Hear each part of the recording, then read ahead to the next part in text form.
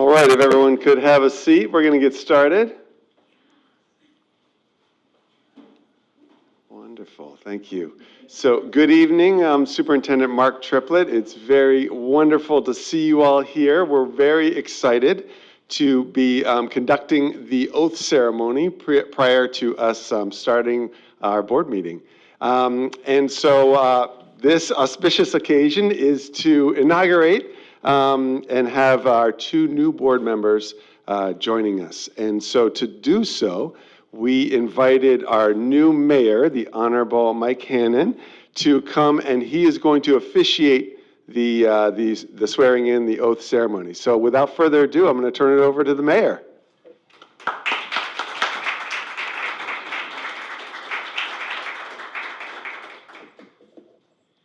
It's always amazing. I've been in office 1 week and they're already putting me to work. It's really important for me to be here. When you think of community, you think of residential, you think of commercial, industrial, but the most important thing in my mind that really attracts people to any community are its outstanding schools and its outstanding teachers.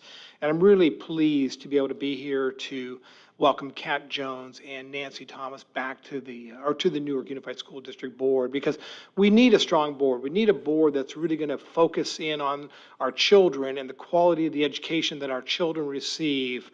I was at the Star Academy yesterday, and to see some of the brilliance of some of these young people in our community just makes me as a community member proud, because I know that is a direct result of the hard work that our teachers do in making sure that our kids receive the best education they can. I'm fortunate that I have two children that are teachers. They both are high school teachers, so I have a great deal of respect for what it takes to be a teacher in any community. And so with that in mind, I welcome this opportunity for the city and the school district to continue to work together, because we share the same results: the quality of education, the quality of residential, the quality of commercial. Those are the things that all make up an outstanding community. So I'm pleased to be a part of that. And thank you, Kat and Nancy, for the opportunity to be here to swear you in, as you now are going to take your seats and hopefully serve our community, as I would expect, in an outstanding fashion. So with that being said, I'll welcome Kat Jones.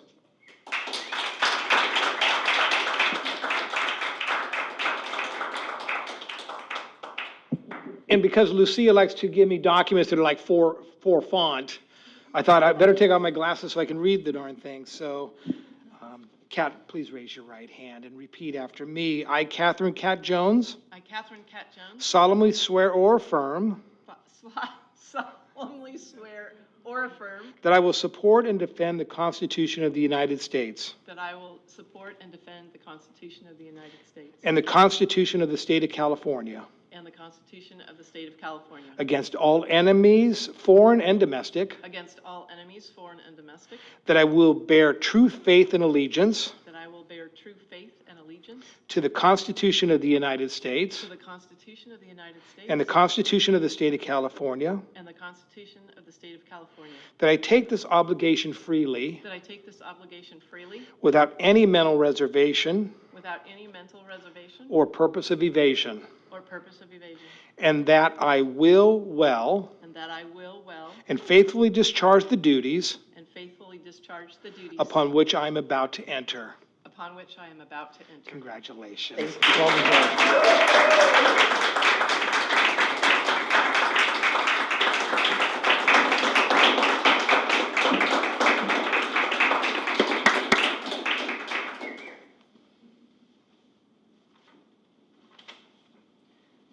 I always love those tongue twisters. That I will well. It's like, who wrote this? I'm blaming Jefferson. Nancy Thomas.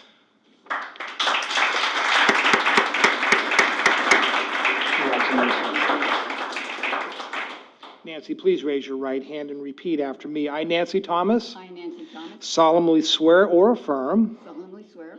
That I will support and defend the Constitution of the United States. That I will support and defend the Constitution of the United States. And the Constitution of the State of California. And the Constitution of the State of California. Against all enemies, foreign and domestic. Against all enemies, foreign and domestic. That I will bear true faith and allegiance. That I will bear true faith and allegiance. to the Constitution of the United States to the Constitution of the United States and the Constitution of the State of California, and the Constitution of the State of California, that I take this obligation freely that I take this obligation freely without any mental reservation without any mental reservation or purpose of evasion, or purpose of evasion, and that I will well and that I will well and faithfully discharge and faithfully discharge the duties upon which I'm about to enter. the duties upon which I am about to enter. Outstanding. Thank you. Congratulations, congratulations.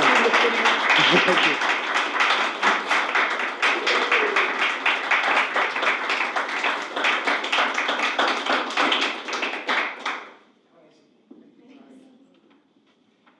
Thank you so much, Mayor. Another applause for the mayor.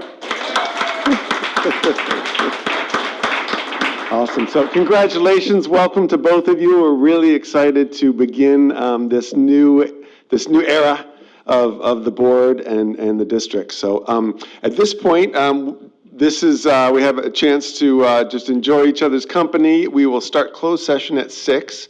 And so until then, happy to take photos with family. I think we have some Light refreshments in the back. there we go. Light refreshments in the back. Everyone's welcome to join. And then we'll start the official session at 6 o'clock. All right. Thank you.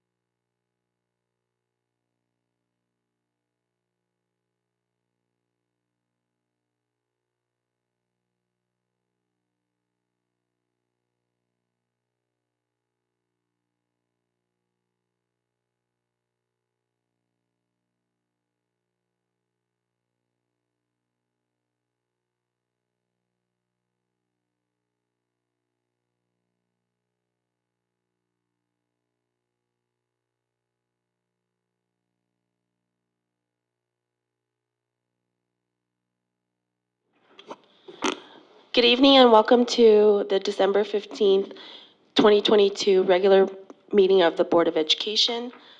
NUSD has opened its boardroom for in-person meeting and will follow the state's and Alameda County safety guidelines for public gatherings. Please refrain from attending in-person meetings if you have any COVID-related symptoms. To observe the board meeting, members of the public may observe the meeting via the NUSD YouTube channel, live transmission on Comcast Channel 26, or in person at the NUSD boardroom. Spanish translation will be available via Zoom. In regards to public comment, the public will have the opportunity to address the Board of Education regarding non-agendized matters and agendized items with a live audio-only comment via Zoom with advance notice requested by email at publiccomment@newarkunified.org, a written comment by submitting a speaking card via email at publiccomment@unified.org, or with live in-person comments by submitting a speaker card with our executive assistant, Ms. Gutierrez. And with that, may I have roll call, please?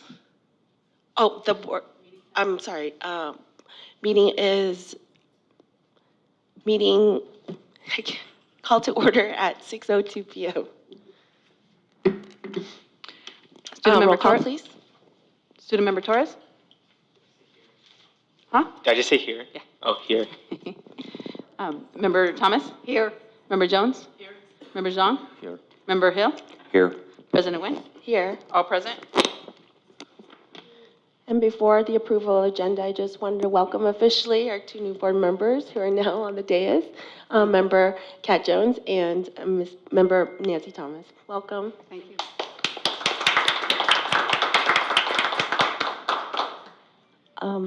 Okay, so may I get a motion to approve the agenda as is? I will move to approve the agenda as it is. May I get a second, please? I second. Motion made by Member Zhang, seconded by Member Hill. How do you vote, student board member? Yes. How do you vote, Member Thomas? Yes. How do you vote, Member Jones? Yes. How do you vote, Member Zhang? Yes. How do you vote, Member Hill? Yes. And I'm also a yes. 6 ayes. Thank you. We will be moving into closed session, and in closed session, we will be discussing item 3.2, public employee discipline dismissal release. Item 3.3, conference with labor negotiators, NTA and CSCA. Item 3.4, conference with labor negotiators, NUMA, unrepresented supervisors, and contracted management. Item 3.5, conference with legal counsel, anticipated litigation. 3.6, conference with legal counsel on existing litigation. And 3.7, student expulsion. We will be recessing to closed session now. Thank you.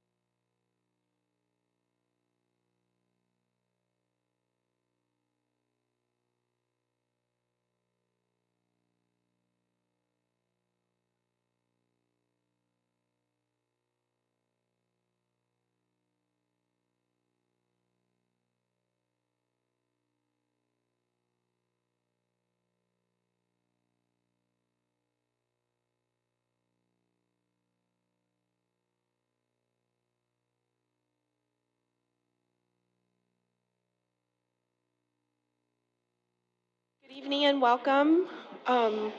Thank you, everyone, for coming tonight. We are back from closed session. We apologize for the delay. I do have one item to report out from closed session on item 4.1. Closed session item 3.5, conference with legal counsel, anticipated litigation. In closed session, the board considered the claim of Wanda Paulson, claim number 614842, and decided to reject the claim by the vote of 5-0. Motion made by myself and seconded by Member Thomas. Thank you. On to our next item, Pledge of Allegiance. Is there a student in attendance that would like to lead us with the Pledge of Allegiance? No? Okay. Please all rise.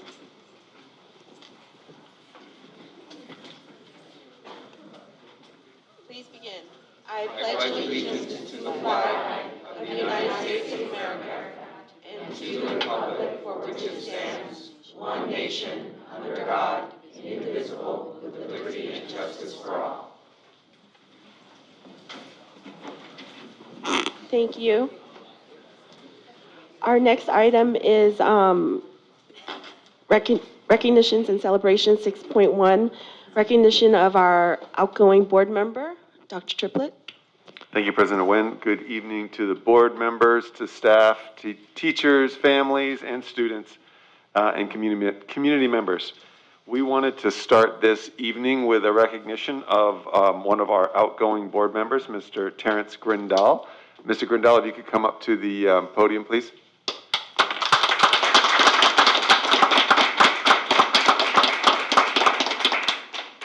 So I wanted to say a few words about Mr. Grindal. Terrence Grindal has served the students of Newark Unified School District as a member of the Board of Education for 2 years and has been a loyal, dependable board member, having contributed countless hours of service in an effort to improve school district programs. Mr. Grindal has devoted significant time and effort serving as the representative for committees such as the Mission Valley Regional Occupation Center, the City of Newark Unified School District Liaison Committee, the Bond Parcel Tax Committee, and the Audit Committee. Terrence Grindal has been an active leader and participant in numerous community organizations, including serving as president of the Newark Rotary Club, board member and two-time past president of the Optimist Club, board member and past president of the Newark Education Foundation, and board member of the Bay Area Homeownership Alliance. We want to congratulate, commend, and express our deep gratitude and appreciation to Terrence for his service to the school district and community and the Board of Education. We extend our sincere appreciation and best wishes for the future, and I just want to add a few adjectives to what staff has said, how they experienced Terrence. Conscientious, solution-oriented, with deep insights into classroom experiences from his experience substitute teaching in other districts. Terrence has visited schools, he's actively participated, asked good questions, and been active in the greater community, and we deeply honor and appreciate the vision that you have held for a better Newark and a better Newark Unified School District. So on behalf of the district, we want to appreciate you and thank you very much.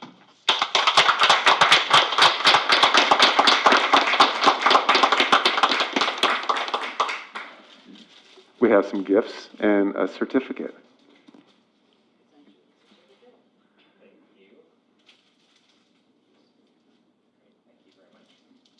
Can I say a couple words? Yes. Please do. I'll keep it short. You guys are running late already. First of all, thank you for the opportunity to address you. I want to congratulate the new members who were just sworn in. Welcome to the school board, and welcome back to Nancy. Thank you for your service to our students and community. I'm confident that you will work tirelessly to improve our school district and maintain a positive direction from the district. My time in the school board was the most rewarding experience of my life. I value the opportunity to help our students and community, and I'm proud of the part I played in the district's accomplishments. which I will not list. Thank you. I particularly want to thank staff, students, teachers, and my fellow board members for all their support and collaboration. The visits to the schools and interaction with the children were some of the highlights in the process, and I highly recommend if board members haven't carved out time on their calendars, visiting schools and being a part of what's happening at the schools is a very valuable experience. As I leave the school board, I want to state that this is not the end of my support for improving our schools. I'll continue to work to see real improvement of our schools. And as part of that, I'll be rejoining the Newark Educational Foundation, and the NEF will be continuing to support the district. You'll be hearing more about the NEF in the future. By the way, it is the Educational Foundation, just in case you're looking it up, because there is another education foundation that does different stuff. Anyway, I want to wish you the best, and thank you all for your service, and thank the whole district for being a part of an incredibly positive chapter in my life. So thank you.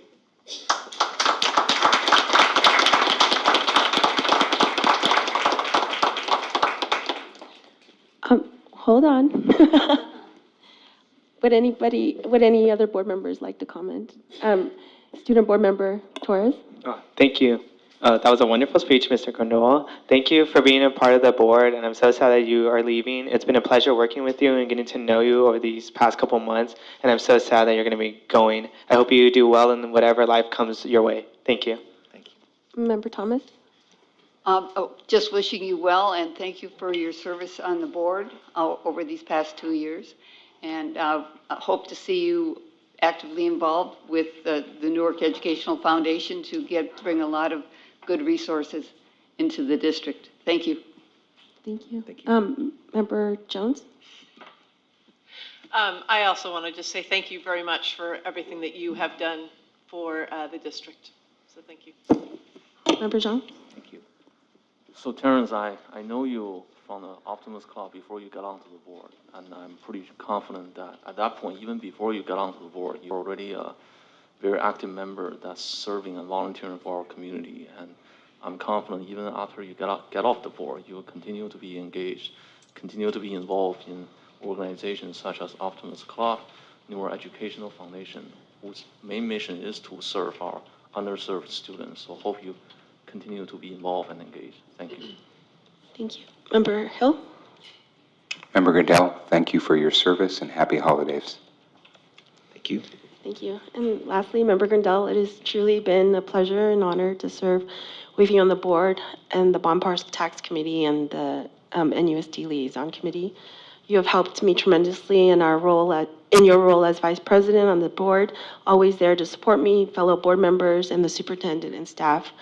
Most importantly, you have continuously supported the students and families in our district. You are involved and went and saw for yourself at the site level and experienced the day in the life of an NUSD student. You have made a positive, lasting impact, not only in the last 2 years while serving your term as a board member, but as a community leader in multiple organizations in Newark that support the school district and the students. For that, we are forever grateful. I will miss serving beside you and your humor on days where the meetings are long like this one and contentious. Thank you for your hard work, service, and dedication to this board, district, community, and students. Thank you. Thank you very much. Have a good night.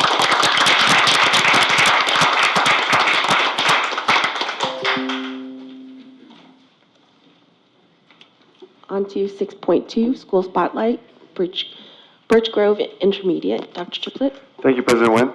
So I'm delighted to be showcasing and spotlighting Birch Grove Intermediate this evening. So for our new board members, I'm sure you're aware this is the section where we really highlight and celebrate one of our schools, and this evening is Birch Grove Intermediate, which just happens to be the alma mater of one of our new board members. So love to call up our principal, Miss Olivia Wong, and start the presentation.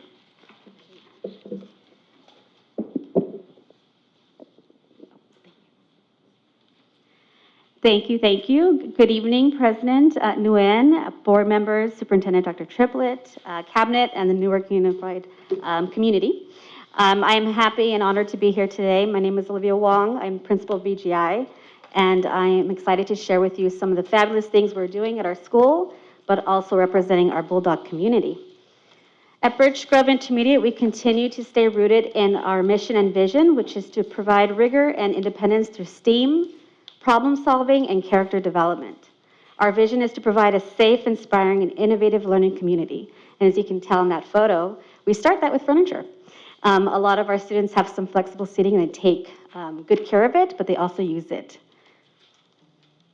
This year, we were able to take a look at our CASP data from the 21-22 school year.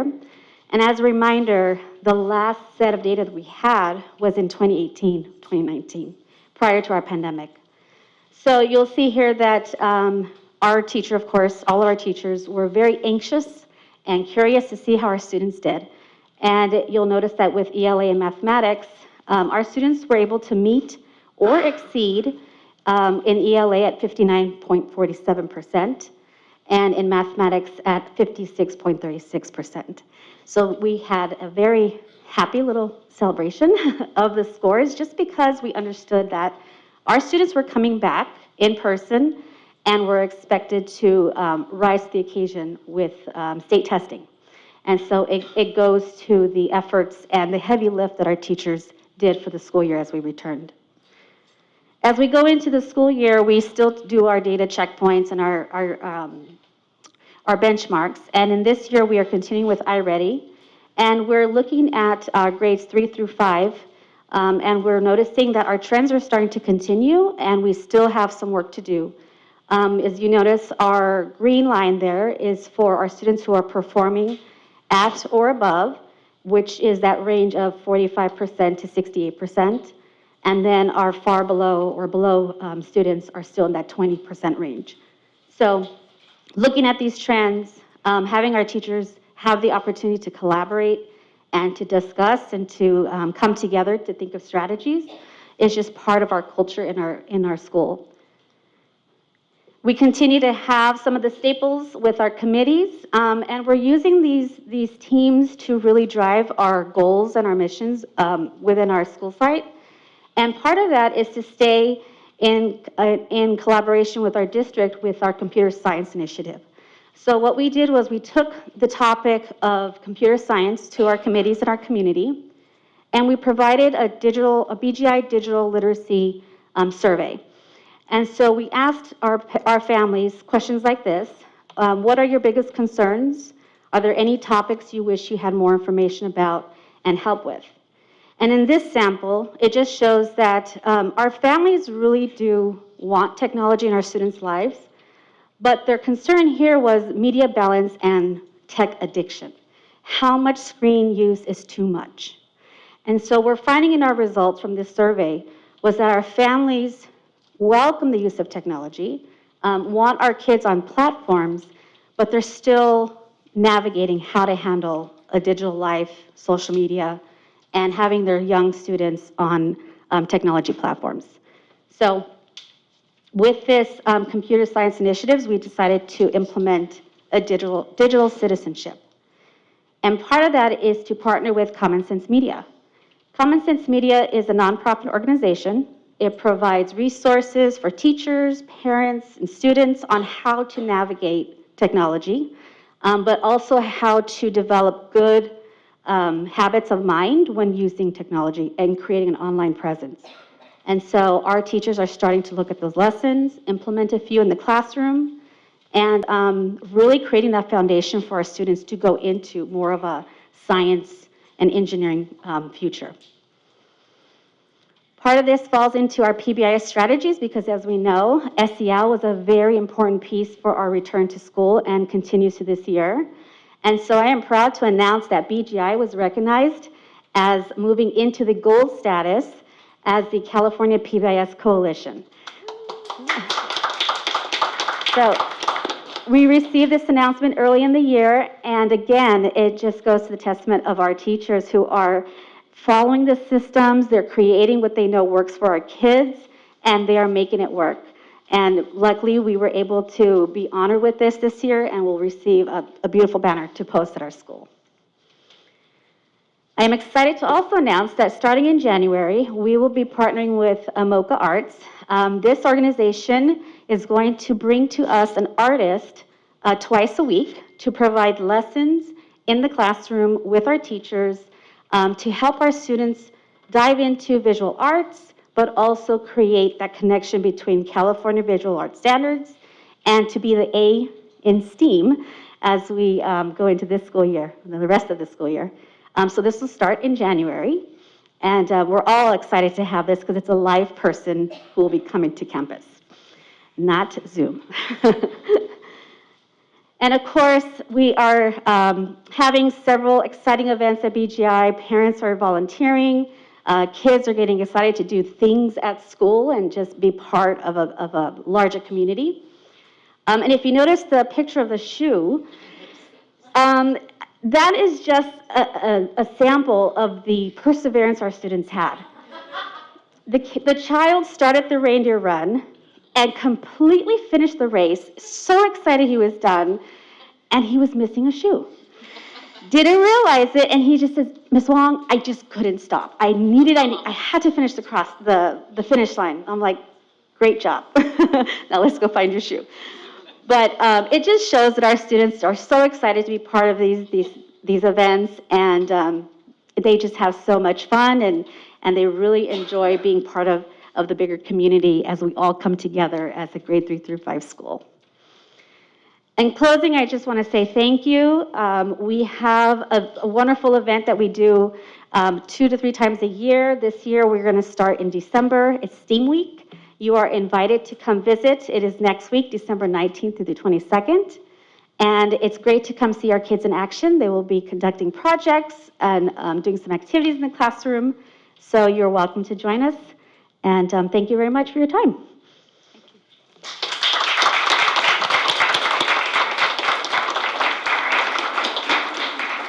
Thank you, Mrs. Wong. Student Board Member Torres, do you have any comments or questions? So I would first like to start off with, can you tell me about like some of this artwork behind here? Because I'm kind of jealous because some of it's way better than what I could do. Yes, I would. The artwork that you see on the wall behind me is a mix of different art.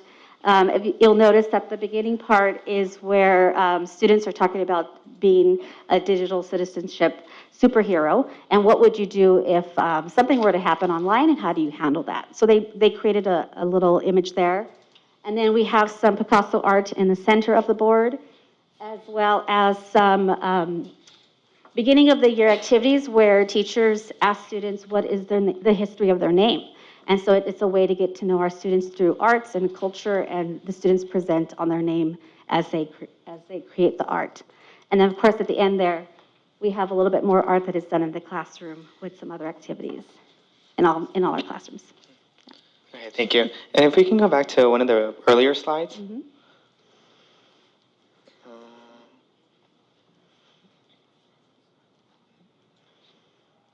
Oh, this one right here.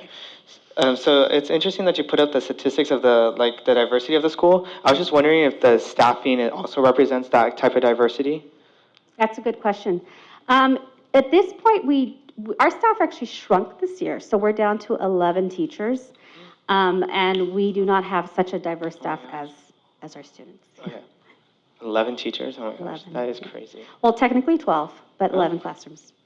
Okay, thank you. And also, it kind of makes me, because I was also a student of Birch Grove Intermediate when it first opened up, and it just makes me so sad because I was like, oh, I miss those days. And the reindeer run, as you said, is very important because you can't lose. You don't want to be considered the slow ones. So I'm glad that you brought it up because it's really important. And I'm glad to see all the work that you're doing, especially with the STEAM, because when I was there, it was not like that at all, and especially with the art program. So I'm just glad to see that students have the opportunities to now take advantage of their passions. Thank you.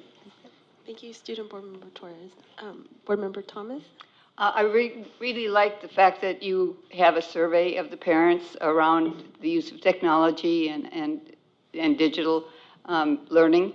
I think that that's very important that we listen to the community and the parents, and glad that you are doing that. Like your test scores. Thank you. Would love to see more about the disaggregated test scores and what they tell you, and maybe the growth or not growth from pre-pandemic. Thank Yes, you. thank you. Thank you, Member Thomas. Member Jones?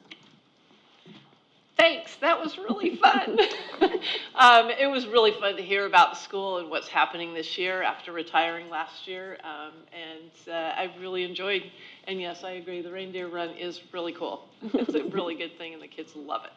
So thank you very much. Thank you. Thank you. Member Zhang? Ms. Wang, you came in the middle of the pandemic and was during a very difficult period of time. And glad to see the result that you achieved with this school by looking at the score. And thank you for your wonderful work. Thank you. Member Hill? Principal Wong, thank you for the great presentation. Could you flip back to the slide that was the parent survey? Sure. Great, thank you. Okay, great. And just out of curiosity, it says 75 responses. Do you know how many people it ultimately went out to? We were surveying our 3 through 5, so we have around 357 parents. And so out of that, we ended up with around 105. Okay, great. Thank you very much. Thank you, Ms. Wong, for the presentation. I too really appreciate the fact that you guys did survey the parents and the community about the computer and digital usage in class and how they feel about it. I think it gives a strong gauge in showing that, we all want to encourage tech use, but at the same time, we want to make sure that the students are protected in a way that it is learning for them to be able to use it in a responsible manner. So I think that's really great to showcase. And also, congratulations on the continued hard work at the school and with all your teachers. So thank you so much. Thank you.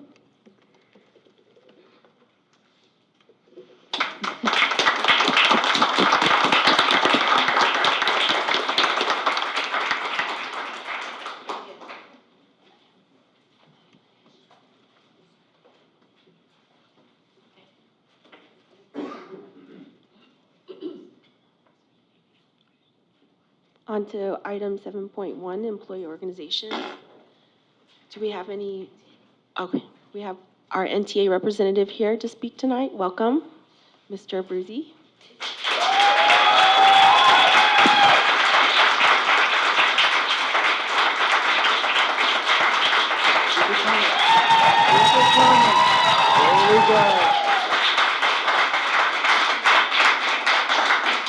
I just want to thank all my members out there.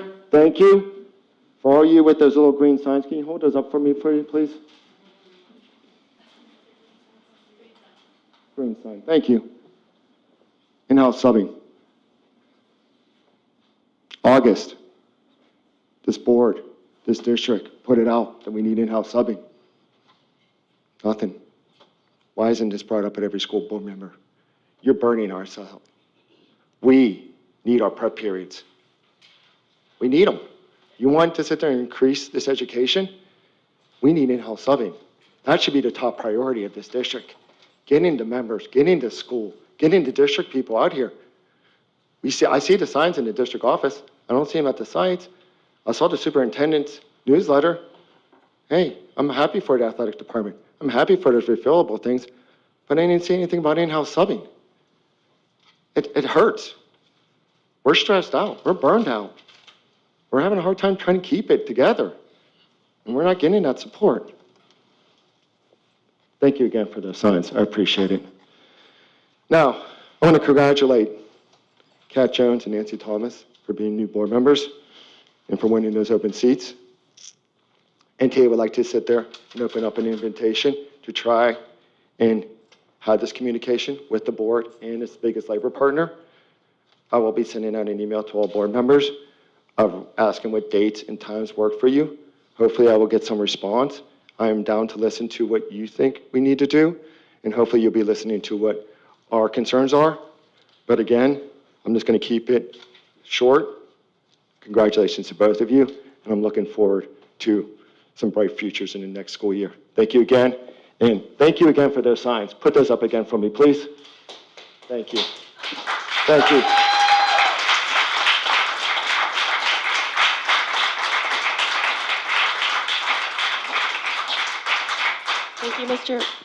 Thank you, Mr. Abruzzi. Any other speakers tonight? Okay. On to agenda item 8, annual organization of the Board of Education. Item 8.1, receive certification of November 8th, 2022 general election board trustee results. Dr. Triplett? Thank you, President Nguyen. So I'm going to lean on Ms. Gutierrez for this annual organization section. Ms. Gutierrez, you want to start? Yeah, this is just a formality of documents received from the Alameda County Voters Registrar's Office that the board has to accept, which are the results of the 2022 election. Great. Thank you. With that, may I get a motion to approve this agenda item to receive the certification? I'll make a motion to approve. Great. Motion made by Member Jones. May I get a second? I'll second that Okay, motion. perfect. Seconded by Member Thomas. We will be voting, we won't be voting through board docs tonight just because we haven't been able to get everything situated. But so I will go ahead and do roll call vote. Student Board Member Torres? Yes. Member Thomas? Yes. Member Jones? Yes. Member Zhang? Yes. Member Hill? Yes. I'm also a yes. 6 ayes. Agenda item approved. Welcome, you're officially on board.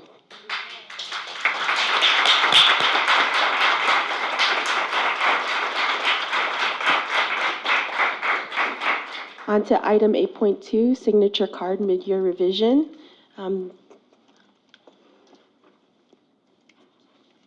May I get a motion to approve?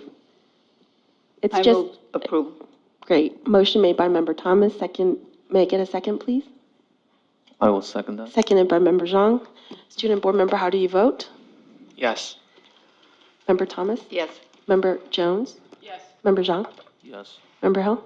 Yes. I'm also a yes. 6 ayes on item 8.2. On to item 8.3, election of officers. President, may I get a nomination for president? So given President Nguyen and myself, we've been president the past 2 years, so I would look at the other 3 board members to take over as president. And given, I guess, Member Thomas been here for 16 years before, and you attended training, so you are the most experienced among the 3 remaining board members. So I would nominate Member Thomas to be the next president of the board. I will second. Student Board Member, how do you vote? Yes. Member Thomas? Yes. Good, you're not declining. Member Jones? Yes. Member Zhang? Yes? Member Hill? Yes. I'm also a yes. We have 6 ayes.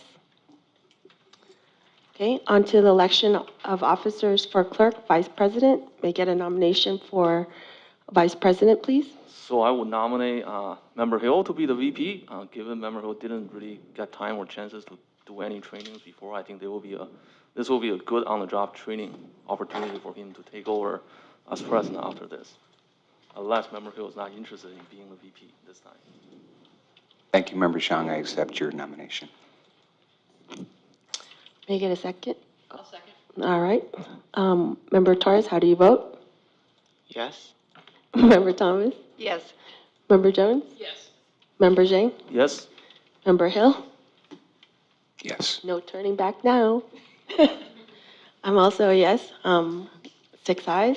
And just want to make a quick comment. I still think Member Hill is strongly encourage you to do trainings. Yes, I am in agreement with Member Zhang. I do encourage Member Hill to take MIG training, the Masters in Governance, as soon as he can. I think it would be good for all the board to go through this. I think that would be an excellent idea. All right, on to appointment of superintendent as secretary of the governing board. May I get a motion to approve item 8.5? I move that the superintendent be the secretary of the board. Thank you, Member Thomas. May I get a second? I'll second that. Motion made by Member Thomas, seconded by Member Zhang. Student board member, how do you vote? Yes. Thank you. Member Thomas, how do you Yes. vote? Yes. Member Jones? Yes. Member Zhang? Yes. Member Hill? Yes. I'm also a yes. On item 8.5. On 8.6, adoption of board policy manual. May I get a motion to approve? I would make a motion to approve, but I would like to discuss it also. Okay. Sure. I'll open up the floor for discussion. Okay, do you want to second it? I second. Okay. I'm going to vote yes on this, but I want the public and the board members to understand that we've done some research, Ms. Jones and I, and I've had a conversation with Mrs. Lucia, sorry, Gutierrez, Ms. Gutierrez. There are a lot of policies that need to be updated that were copied from the old gamut into the new gamut. There's 64 of them that are not showing up on the new gamut because there's problems with the numbers or titles. They're visible to staff and it will be to board members, but not to the general public. So those 64 policies need to be adjusted, and they can be brought back in one fell swoop because they're approved policies that we have. They just have problems with being indexed in the CSBA, California School Boards Association system. There's also 34 policies that are unique to Newark, and their titles and vary from CSBA's. They just need to be reviewed to ensure that we still want them. And then there's 9 policies that should be removed. And so I think it's going to be important that we move forward on that. When we accept the manual, what we're given to accept is a table of contents for the various policies, but not the actual policies themselves. So I think in the future we should be able to compile and have a full actual manual of all of our policies that can be read. In the meantime, I've provided the board with a tabulation or a compilation of our board bylaws. And it's in easy readable form, and I've asked Ms. Gutierrez to make that available maybe on the website, on board docs under the additional, what is it called? The additional? Supplemental material. Right. Okay, so that if the public wants to see them also. So given that, I would call for the vote. Did you have any other comments, Member Hill? Yes, thank you. Yeah, and I echo Member Thomas's sentiments, but I'd also like to just encourage that as we go through this process, that I'm certainly fine with CSBA providing their boilerplate input to policies, and we don't necessarily need to, review every single component of, to question that, because again, theoretically, they're the expert.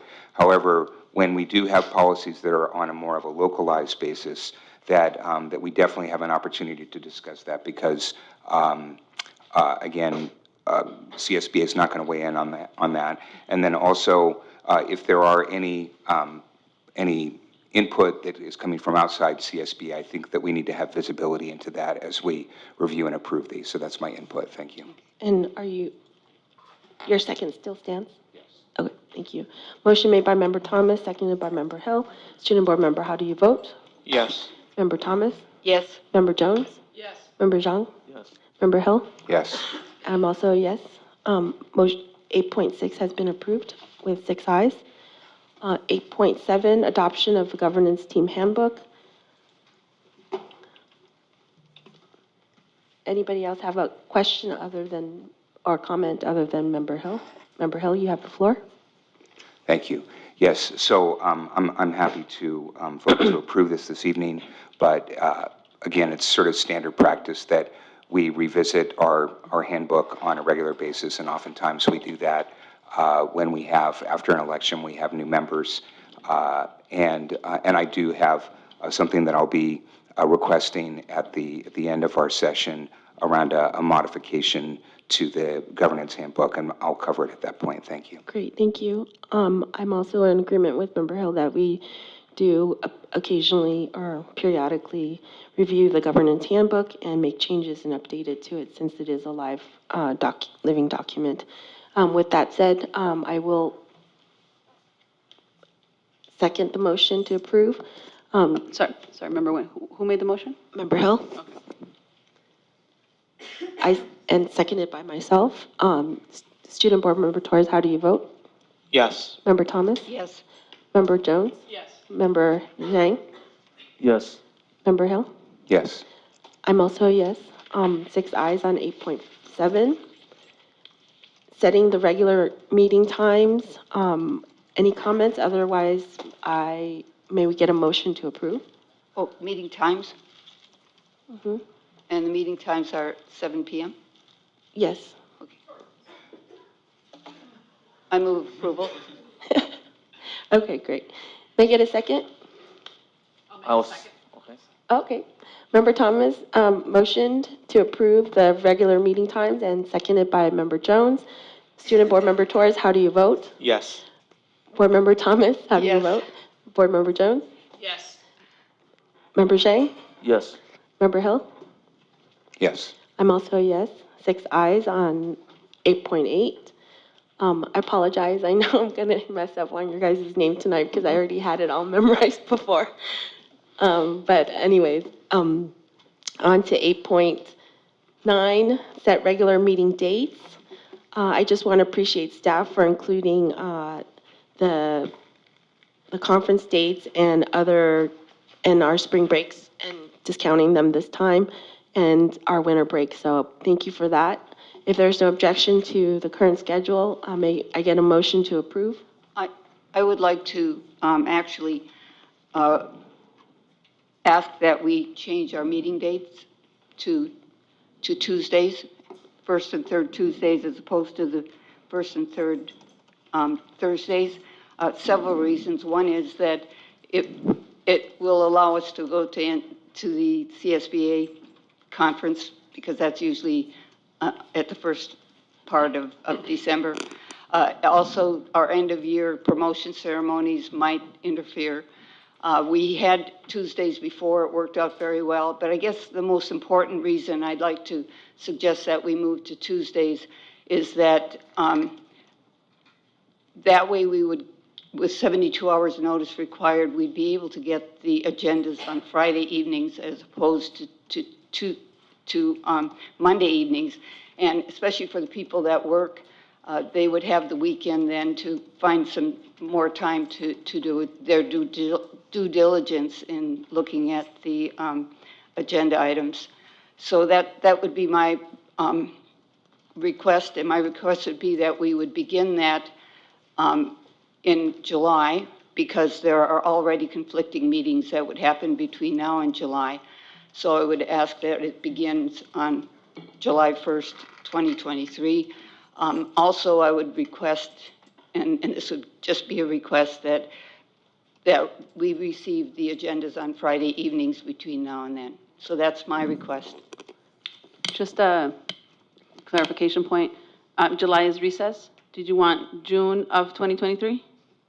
No, I think it should start in August 2023. Sorry, But I mean, I think we should bring back the dates if everyone's Well, in agreement. they would, what I think what the next step would be is that at the next meeting, the dates be brought back for us to approve. Yes, that's what I'm. Yeah. Okay, perfect. So we'll pull this item. At this point, is there a motion to move to Tuesdays, or do you want to see the dates first?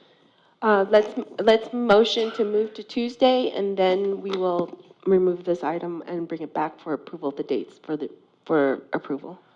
Well, can we get a approval to move to Tuesdays starting next year and then bring the dates themselves for approval separately? Yes, that's what I'm asking. Oh, okay, so, yeah. Sorry, just for clarity, Member Thomas, could you just repeat your motion again? My motion is that beginning in August of 2023, that we move our meetings to the first and third Tuesdays.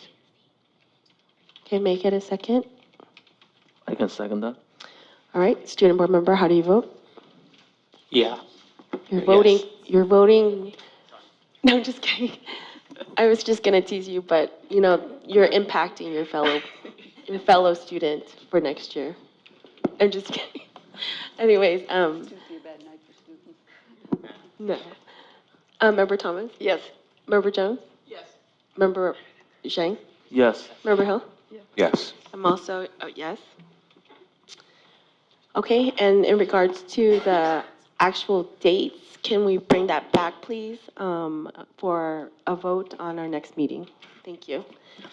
Item 8.10, appointment of board representative to Mission Valley Regional Occupational Program Governing Council.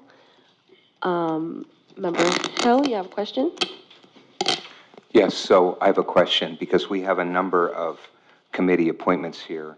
But I'm just a little confused, because on the recommended action, sometimes the recommended action that is said that we want to appoint a board representative to a particular committee, but then there are other committees where staff is recommending that we keep the existing members, and sometimes the existing members are not on the board anymore. And so I'm just curious kind of why certain committees, or there's a recommendation that we keep certain members, and then other times where we're asking for new members. I'm just curious. Ms. Gutierrez? I'm just looking through them, and I think we're just it was gonna, past practice for some of these, but we were supposed to appoint new because of missing members, so I think it's a complete typo on my part. I do apologize.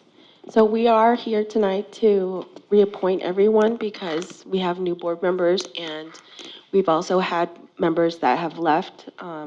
And so I think that it's okay for us to appoint a representative and an alternative for both, for all of the, Correct. And just the ones that do say reappointment, again, apology on my part, it was just a typo that needed to be deleted. Okay. I will go through each item to let you know which ones have one representative and one alternate, or two representatives and one alternate. But at this point, all of them should read appoint.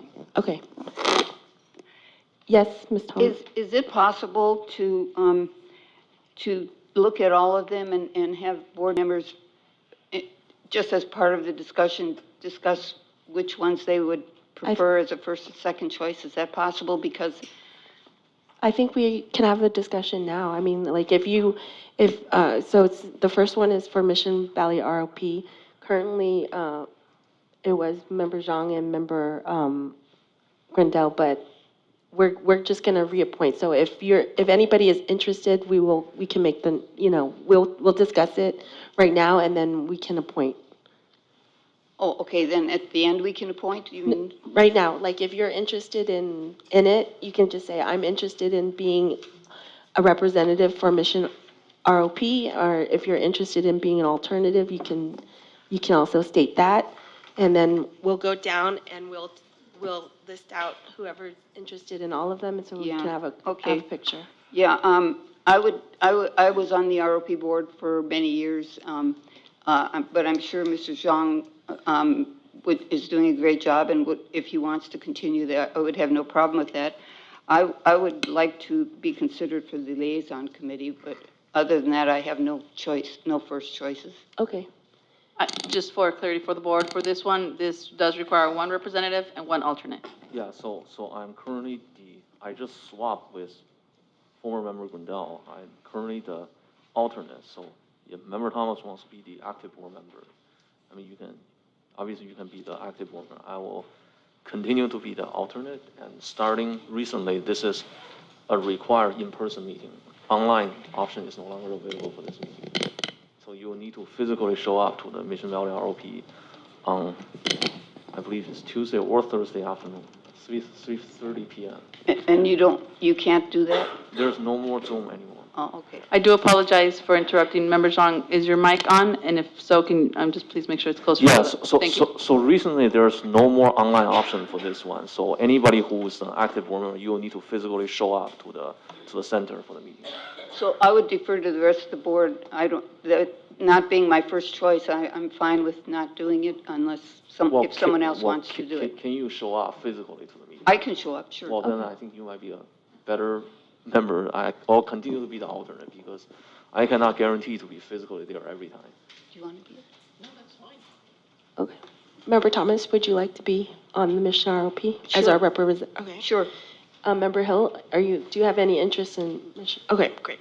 All right, Member Thomas. And alternate is Member Zhang. Oh. Okay, I motion that Member Thomas be the representative and Member Zhang to be the alternate. May I get a second? I'll second. Thank you. Student Board Member, how do you vote? Yes. Member Thomas? Yes. Member Jones? Yes. Member Zhang? Yes. Member Hill? Yes. I'm also a yes. 6 ayes.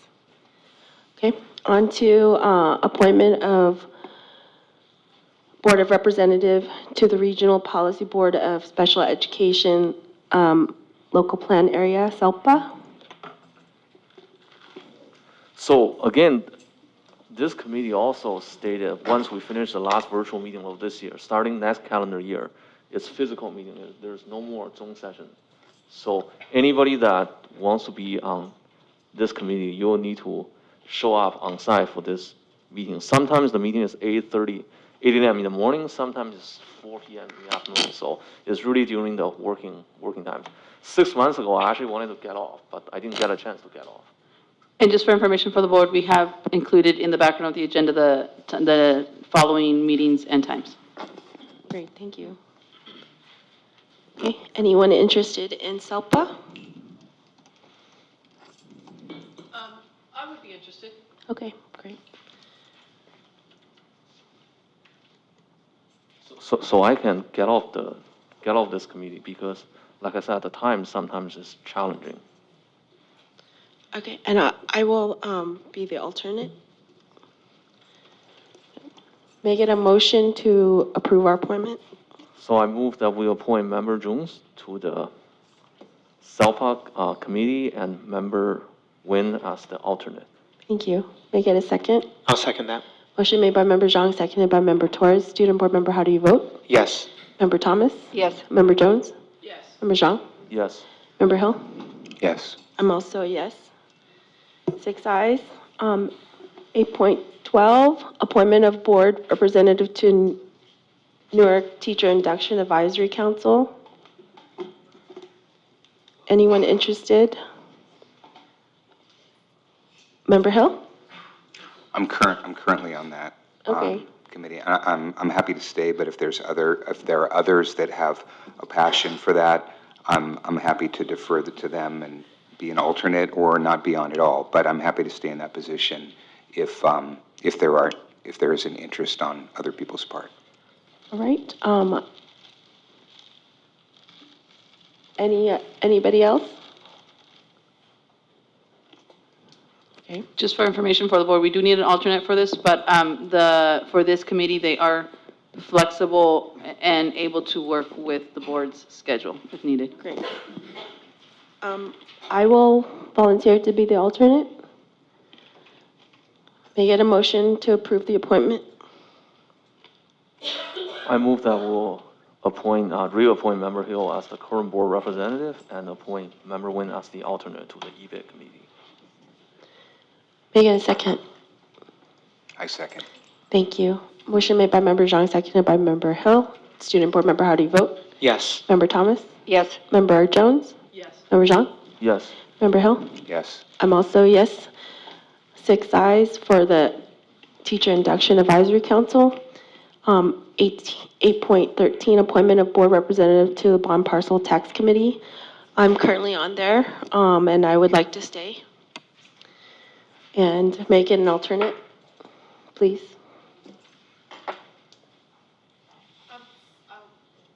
Okay, great. Thank you, Member Jones. May we get a motion to approve the appointment for the Bond Parcel Tax Committee?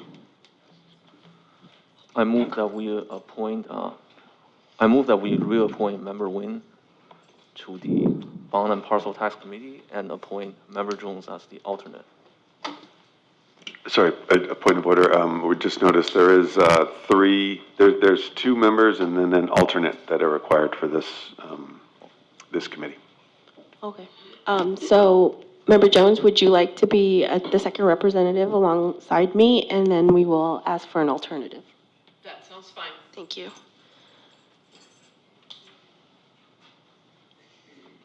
Going once, going twice, no takers.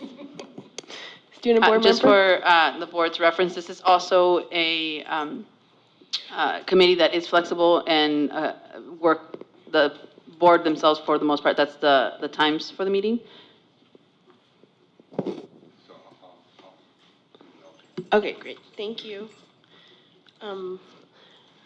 So can you edit your motion? So I move that we appoint Member Nguyen and Member Jones to the Bond and Parcel Tax Committee and appoint Member Hill as the alternate to the committee. Thank you. I will second that. Student board member, how do you vote? Yes. Member Thomas? Yes. Member Jones? Yes. Member Zhang? Yes. Member Hill? Yes. I'm also a yes, thank you. Item 18.14, I'm sorry, item 8.14, appointment of board representative to audit committee. And President Nguyen, this one also requires 2 board members and 1 alternate. I would like to be on there along with Member Hill. I'm sure he still would like to be on there. Is there any reason why Member Hill can't if he's vice president? Only the president. Okay. So since Member Thomas is president, she cannot serve on this audit committee. So Member Hill, you are safe to stay on the committee. And I would like to be a part of the committee also. And we need 1 alternate. I'd also like to be on it as an alternate. Okay. Can I come to the meetings? Or am I unable to come as an alternate? So you are able to come, but as an alternate, if both I members. would be able to vote. Correct. can't If vote. both members are present, then you do not vote. Correct. Okay, because it is something that I'm very interested in. Okay. I'd like to be the representative, but if the only other option is the Oh. alternate. Yeah, sorry. I believe that you wouldn't be able to be present. Yeah, because there's 3. That they can watch. As a member. I the- could Yeah, I- attend, but just not vote. You cannot- As an Yeah, alternate? You could observe, but you wouldn't be able to participate. You would not be able to provide input at all. No Yeah. public comment, things of that sort. Otherwise, I'd like to fight for representative, if that's possible. Mm-hmm. I sat on the committee before, and then stepped down because I was the president this last year. Yeah, that's So, That's also the reason I step away, because the president cannot serve on the audit committee.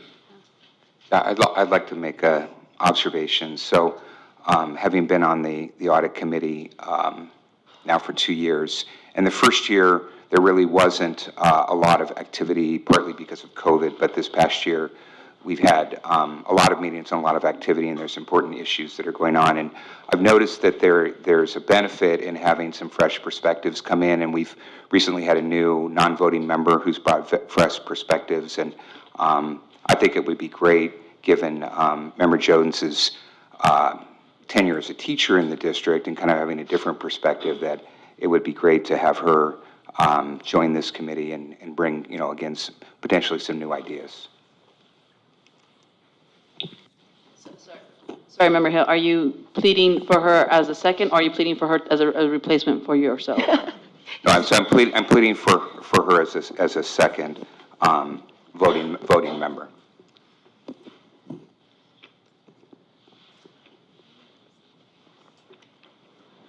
So do I need to make a motion?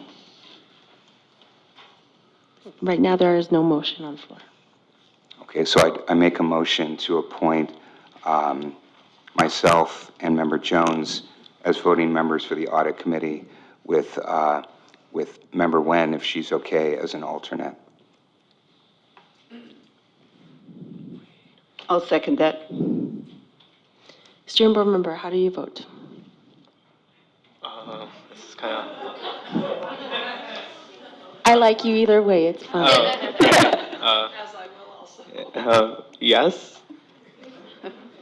Member Thomas, Yes? Member Jones, Yes. Member Zhang, Yes. Member Hill. Yes. Okay, I'm a yes also. All right, item 18.15, City of Newark Unified Liaison Committee. I have been serving on this, and I would like to stay. Considering I didn't get the audit, I hope you guys don't reject this. Okay, And I would like to be on it as well. perfect. Anybody else as an alternate? May I get a motion, please, to approve the appointment? Sorry, President, who would be the alternate? We haven't had Oh, one okay. yet. Got it.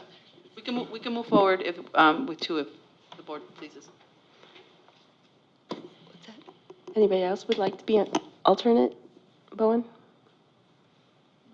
No. Member Zhang, sorry. I'll do it. Okay, great, thank you. May I get a motion to approve the appointment? Yeah, I move that Member Jones be the alternate and that Members Thomas and Nguyen be the members for the liaison committee. Thank you so much. I will second that. Student Board Member, how do you vote? Yes. Member Thomas? Yes? Member Jones? Yes. Member Zhang? Yes. Member Hill? Yes. I'm also yes. 6 ayes. All right, that was pretty painless. So on to public comment, 9.1. We do have quite a few.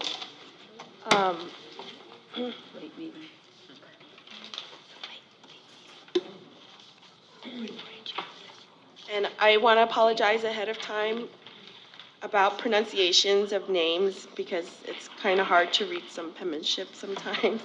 And I'm also bad with names, so. Can you hear me? Oh, sorry.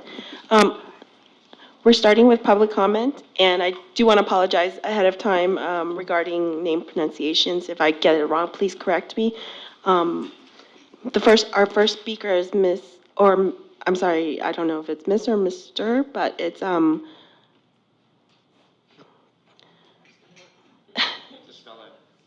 I can't even read this. Karian Permo. Oh, Kieran. Kieran, welcome.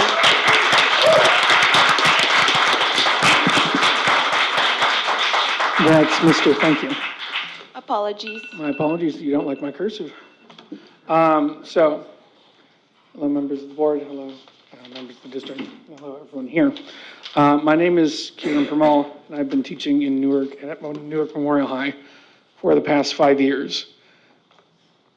I have gone to many a sporting event. I've gone to almost all the drama events. I've helped limp the music department at Newark Memorial for several years. I've gone on several buses to help supervise constant events for music and for sports. I've even gone to a soccer match in Santa Rosa. To say that I don't support the students would be silly.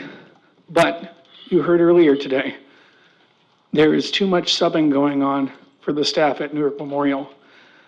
As of Monday, the total number of hours that have been subbed by teachers at Newark Memorial is 665. That is 665 hours that teachers have not been able to grade their students' work. That is 665 hours that teachers have not been able to lesson plan. That is 665 hours that teachers have not been able to collaborate with their peers. That is 665 hours that teachers have not been able to email parents or reach out and support other students. That is 665 hours that teachers have not been able to properly support and build scaffolds for students who need more help. It is untenable to have your current teachers subbing so much. You need to find permanent subs. It is necessary, and you need to start doing it. Similarly, at Newark Memorial, we have 3 campus monitors for a campus of 1,500 students. We have more than 3 buildings at Newark Memorial.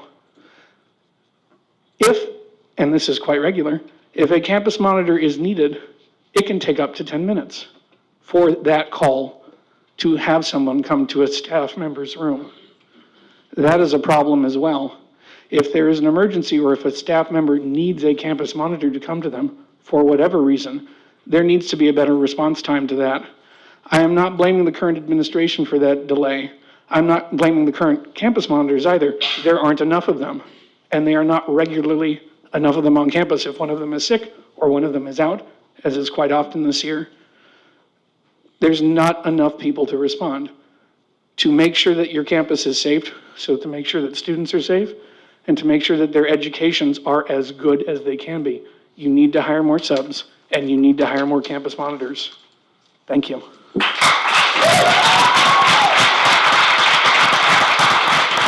Thank you, Mr. Pomar. Our next speaker is Meg Gallagher-Bell.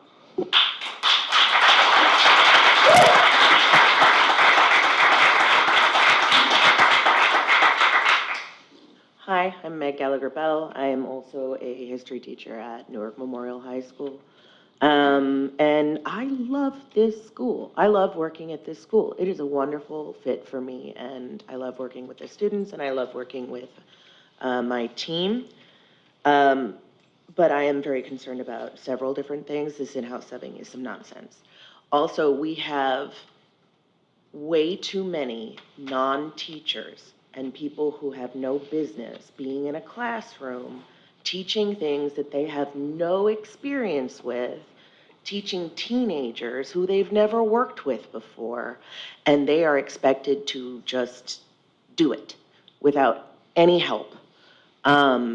And of course, that has to do with the salaries that are not being raised and that are not being talked about in order to be competitive with all these other districts around here. And that has to do with the hemorrhaging of teachers from this district, right? 22% gone from last year. That is significant. And as much as I love working at this school, and I think it is a wonderful fit, and I do love my team, like that's an incentive. If all of these other districts are paying so much more, I don't know why those of us who are still here, still fighting to try to keep this school going when it seems to be falling apart around us, what is this motivation to stay here? It is slowly dripping away. In addition to that, I have a specific complaint regarding reimbursement for a summer institute that I was promised I would be reimbursed for.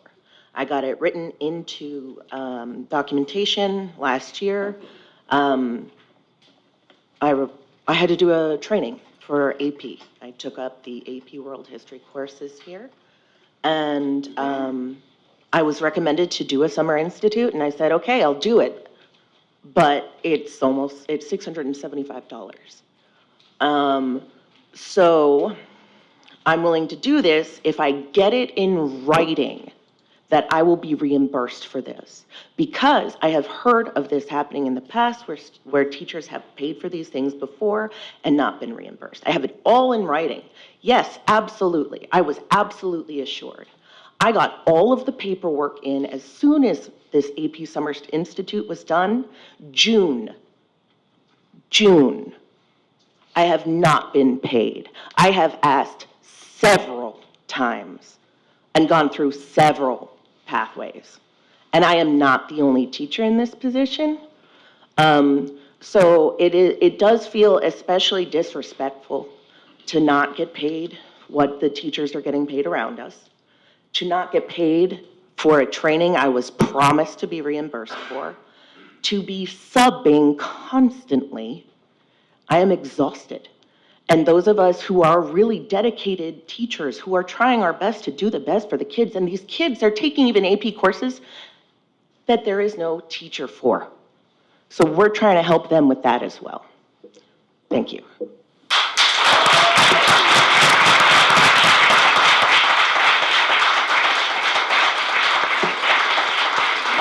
Thank you, Ms. Gallagher-Bell. Next speaker is Ms. Laura Knoop. Welcome.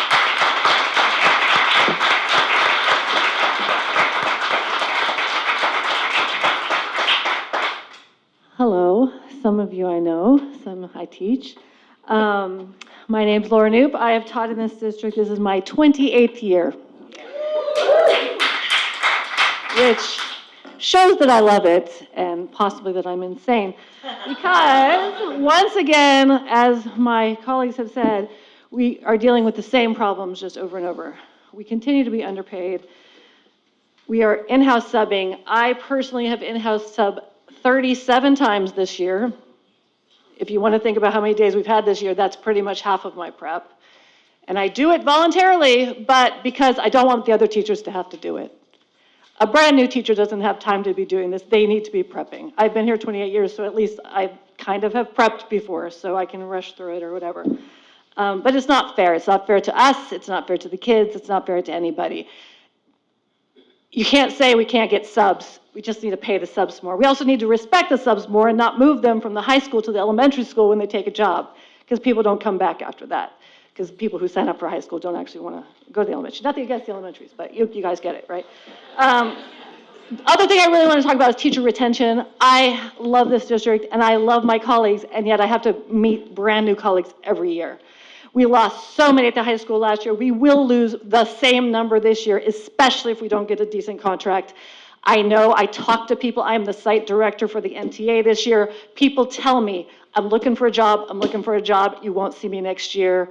People who are close to retirement are thinking about retiring early. I'm thinking about retiring early. I'm 52 years old. I hope to make it to 55 at this point. I don't know. I'd love to make it to 63, but I doubt that's going to happen. And the last thing I just want to mention is safety. I have always loved this school and felt safe at this school, and I don't. I had an individual enter my room and attack one of my students this year, and I felt like I got zero response to it. Nothing changed. We don't have more campus monitors. We don't have quick response time from the office, from the campus monitors. People sometimes have to call the office 4 or 5 times before they get someone answering the phone. It takes, like people have said, 10 or so minutes. The campus is huge. We need to find ways to keep our kids safe, to keep me safe, to keep my colleagues safe. We're not. I mean, I was pretty much traumatized, wasn't sure I'd make it through this year because of that event, because I love this place. I love my students. Ask Diego. I love my students. I tell them all the time, I am there for them and I want to be there for them, but you guys have to do something about it. Please do something to keep us here. Because I don't know. I mean, Meg said we're holding things together, and that's literally it. We're holding things together. But when are we going to get backing up? When are you going to have our backs? We need you to have our backs because we want to be here. Please have our backs. And by the way, welcome to our new members.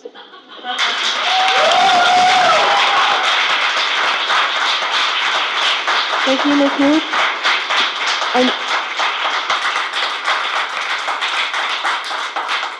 Thank you, Ms. Noop. Our next speaker is David Hernandez.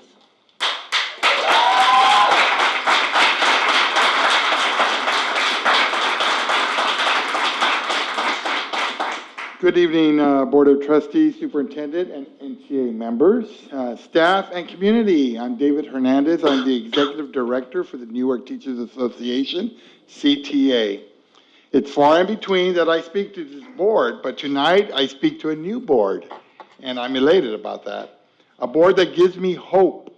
A board that gives me hope in leading Newark in a path that is going to retain the highly qualified educators you have now and to recruit from a pool of new and qualified educators who are looking for greater opportunities. We talk about Newark being a destination district, but how can it be when you continue to lose educators? Newark cannot afford to lose employees to the neighboring districts. When the shortage of educators across the state, districts with lower salaries are left with the most openings, putting burden on the staff that you have now. Your employees are tired, stressed, overworked due to the lack of personnel. Newark is already in the middle of the 2 highest paid districts in the county. The state of California gave school districts a 6.5% COLA with an additional augmentation dollars that with both, bringing that total to about 13%. You, as well as I, know that the CPI, the Consumer Price Index, for the Bay Area is higher than the state of California. Over the last 12 months, the CPI increased by 6%. Food prices rose 10%. Energy prices increased 25.9%, largely due to the results of the increase of price of gasoline.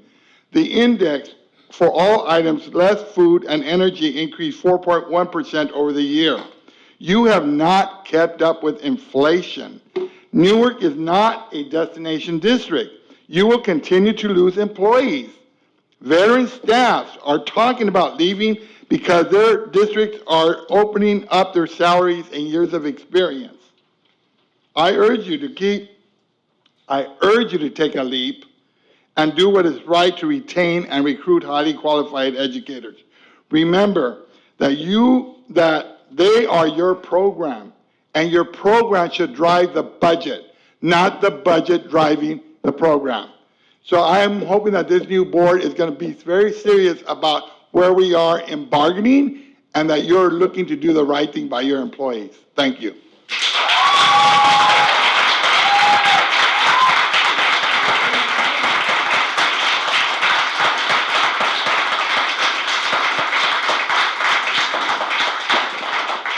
Thank you, Mr. Hernandez.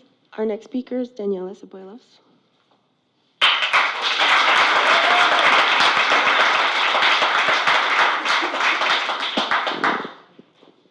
Buenas noches, board members and families of Newark. My name is Daniela Ceballos. I teach second grade DLI in Spanish in Chile. I did my master's in elementary in education with an emphasis in bilingual education and dual language education. I also did a certification on DLI programs implementation, a ton of professional development paid by my pocket in dual language and language development. And however, as prepared as I am to teach my students, it is not enough. My students need more than just a teacher and their family supporting them. The DLI students need assessments that are based on dual language research, not monolingual research. They need materials delivered on time, like math books and reading books, at the beginning of the school year, not in December. They need teachers who receive professional development for dual language education paid by the district. They need teachers who receive a stipend to honor the specialized knowledge and talent that we bring to the program and the extra work we do. The DLI students and all the students in Newark Unified need teachers who receive a competitive and fair salary. They need more support from the district and the board. Every day, the DLI students come ready and prepared to spend their day learning in 2 languages. They work hard and are accomplishing so much. Their families are supporting them and the program. They provide home support when it comes to homework and language exposure. The Newark DLI program, it is what it is right now because thanks to the hard work of the students, their family, and their teachers. We always keep students at the center when making decisions for this program. So I ask the board today, how can you, the board of Newark Unified, and the members of the administration team show up to support our amazing DLI program? Keep us in the table when it comes to decisions about curriculum, funds distribution, and decisions that pertain to the program so we can help Newark Unified to provide the best learning experience for the DLI students. We want our Schilling community to be a role model of excellence when it comes to biliteracy.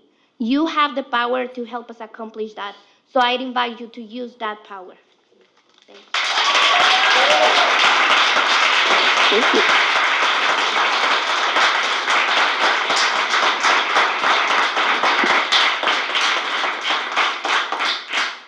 Thank you, Ms. Ceballos. Our next speaker is Lupe Lopez. Welcome.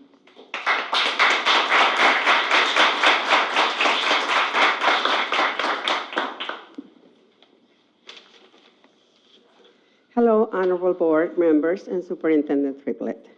I am Lupe Lopez, a longtime Newark resident and a Newark business owner, parent to past Newark School District graduates, and a founding member of Avanzando, a nonprofit organization that supports students to pursue higher education. I want to thank our outgoing board member, Terrence Grindell, for his support for our community. I also would like to congratulate our newest elected members, Nancy Thomas and Kat Jones. I would also like to and extend my appreciation to board members Fang, and I won't even try to pronounce your last name. It's okay. And Bowen, I won't try either. Student member Diego Torres and Aiden Hill for the very challenging years they have had and for the progress they have made that has been seen, felt, and seen, especially by the Latino families.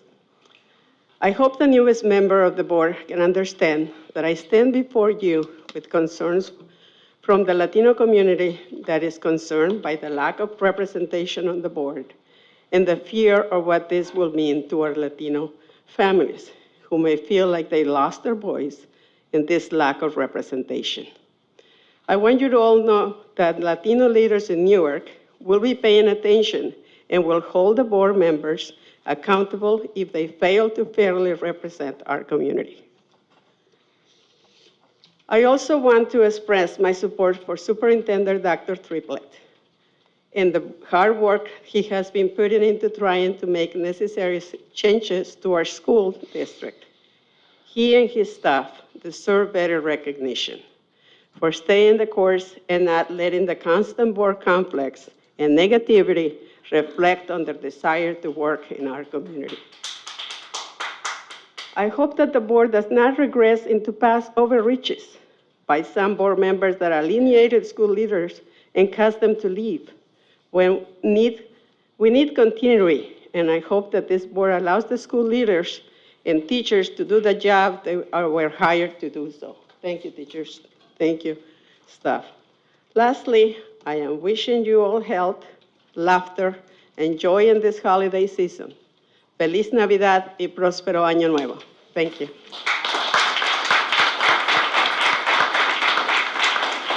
Thank you. Thank you, Ms. Lopez. Our next speaker is Branch Brewster.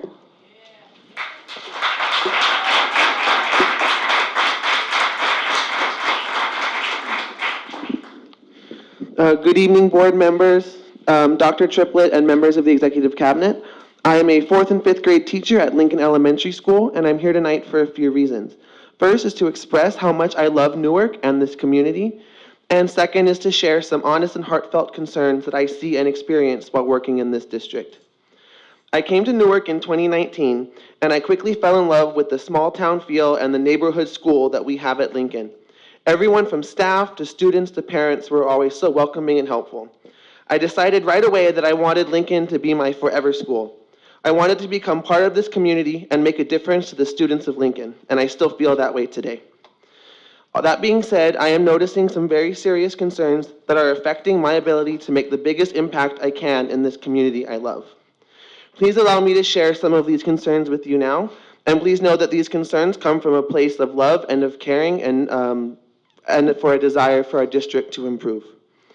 My first concern is constant subbing in other classes. My colleagues at the high school have made it pretty clear, but it is happening in elementary as well. Since we've gotten back from Thanksgiving break, I've lost at least one prep every single week. Some of my colleagues have lost even more than that, so I know I'm not alone in that. In fact, in this school year, it feels like I've lost almost as many preps as I did for the entirety of last year, and it's only December. Pulling preps should be a worst-case scenario, not the norm, and it seems like every single day there's an email where we need coverage in this class, we need coverage in that class, so it should not be the norm. I would love to see people from the district office who have their credential come down and support our school sites as much as possible.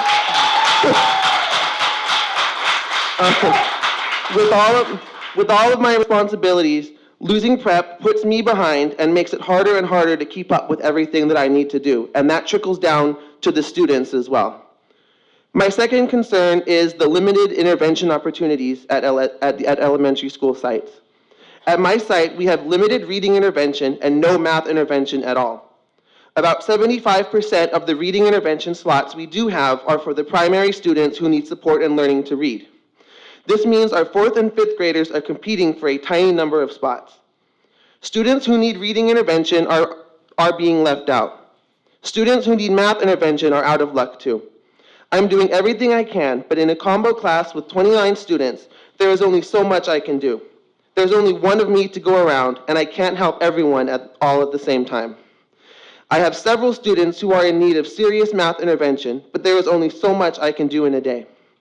The worst feeling I've had as a teacher is when a student asks me for help and I can't help them because there are 10 other students in the room across 2 grade levels who need help at the exact same time. I can't do it all, and I can't do it alone. Intervention for both math and reading should be fully funded and supported and implemented at all school sites. As I mentioned before, I love Newark and I love Lincoln. I still want to make it my forever school, but lately I have been reevaluating my future in this district. I told myself that if Kat Jones and Nancy Thomas did not get elected, I would make plans to leave NUSD after this year. The fact that you two sit up there now gives me hope for the future. I call upon this board to support our teachers, direct the district to give us a fair salary in the contract negotiations, and address the concerns I have outlined above. I'm very much looking forward to what this board can do. Hopefully it is enough to keep me and the teachers like me in Newark. One of this district's goals is to recruit and retain high-quality teachers. It's time to show us that you mean it. Thank you.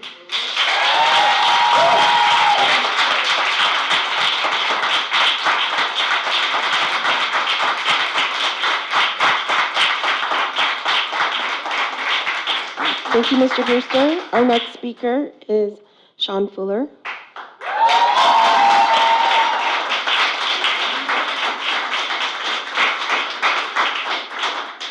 Good evening. 2 of our district norms are to assume positive intent and to speak your truth. So I'm here to speak my truth, and my intent is positive. I have no agenda, nor frankly do I enjoy public speaking to an adult audience. I served my country in the U.S. military for 8 years, and I've taught in Newark Unified for 16 years. So my adult life has been dedicated to the service of others, not myself. My only desire is for the children of this district to receive the education and services they deserve, and that teachers are valued and treated fairly. I love the Newark community, and I adore our kids. Yes, we have a teacher shortage in this country and in this state. However, it is my belief that this is absolutely not responsible for the majority of the staffing issues we're dealing with here in Newark. At the junior high school, we have vacancies that could easily be filled if not for the annual exodus of NUSD teachers to surrounding districts. Teachers aren't moving out of the area or even leaving the profession in large numbers yet. They're going to Fremont and New Haven, where they have access to more resources, planning time, and salaries that are far higher. At the junior high school, we have an RSP position that has been open practically the entire year. Kids are not receiving the services they qualify for and deserve. IEPs are not being adhered to. Teachers who have interviewed have turned down the position, undoubtedly due to an uncompetitive wage and, quite frankly, this district's less than sterling who could have filled this position? Lacey Lawson, Rochelle Bautista, Camille Reyes, Brianna Miller, all of whom are working in SPED classrooms right down the street in New Haven. I should also mention Catherine Centeno and Lori Eddings in Fremont. Loretta McCarthy, also in New Haven. There's Alexa Bloom and Sherry Haskett in Pleasanton and Livermore, Mindy Rogers in Alameda, Kira Terrell in San Jose, and these are just the names I could come up with in a short period of time today. I have missed 25 preps in the first 78 days of school to sub in classrooms, roughly 1/3 of my planning time. And I am far from the only one at my side who can say this, and there is no end in sight. It's one thing to fill in when a coworker is out, but quite another to be asked constantly for months to sub due to an inability to staff our school. I haven't lost 25 preps in my entire previous career, and I'll likely hit 60 this year at the current rate. I have conferred with many teachers from surrounding districts, and despite what district admin have suggested, this subbing issue is not happening at anywhere near the level it is at our site and the surrounding communities. This is simply unsustainable and unacceptable.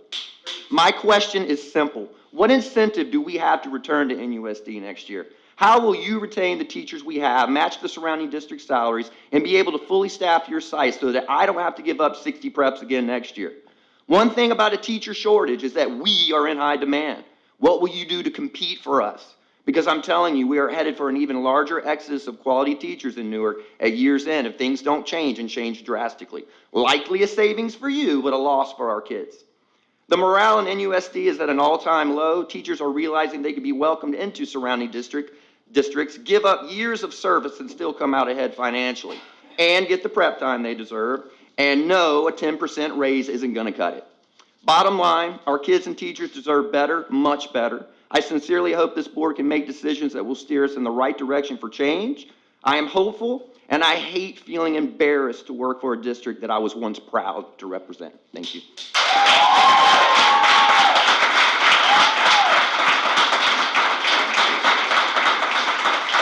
Thank you, Mr. Fuller. Our next speaker is Brian Foster.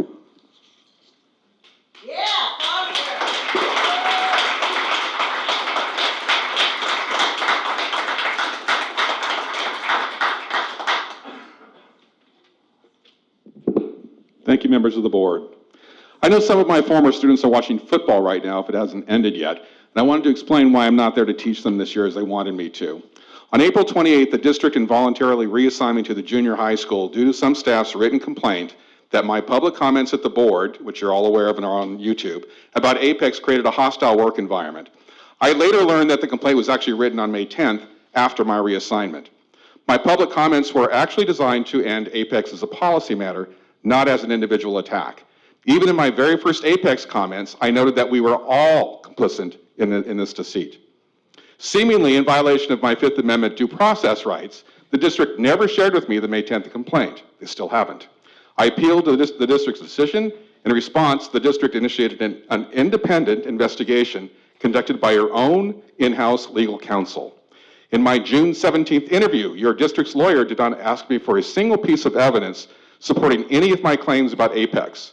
It was clear that this investigation was not interested in the truth, so I started looking for alternate employment, which I obtained on August 1st. On August 2nd, NUSD granted my release and wished me well. 1 week later, on August 9th, NUSD sent me a certified letter announcing the results of their independent investigation. Seemingly in violation of my Fifth Amendment due process rights, the district never provided me with their report, still haven't. On August 23rd, NUSD sent me another certified letter, but mailed from your law firm's Sacramento office. This letter informed me that the district reported my resignation to the California Teacher Commission, the CTC, making it appear that I was fleeing persecution from an ongoing investigation. 1 week ago today, I received a packet from the CTC that included the May 10th complaint and the district's investigation report. Other than the testimony of the complaining staff, your attorney did not present a single piece of evidence disproving any of my public comments, not one. She never interviewed any regular teachers, including all those here, many of whom have told me many things about Apex and their students. They didn't even talk to the people who've been assigned to Apex labs, who are even more critical than I was, and they could verify that. Instead, she chose to believe the complaining staff whose consistent stories outweighed my one story. Your investigator tried to prove my ignorance since I did not know that Apex had prerequisites. Your lawyer considered failing a class a prerequisite, which I don't think is true. But if it is true, then your executive cabinet's reasoning for Apex taking an average of only 19 hours to complete, that there was no need to retake material already mastered, is also wrong. And last year you made decisions based on those falsehoods, which brings me to tonight. I would request that you read both the full complaint and the report against me, and if you find it as ludicrous as I do, that you conduct a real investigation into Apex, which I'd be more than happy to help you with free of charge. And if you so find, as I have, that it is full of holes, then I would ask that you immediately inform the CTC that you rescind your district's complaint against me, because they are going to conclude their investigation of me mid-January. Thank you.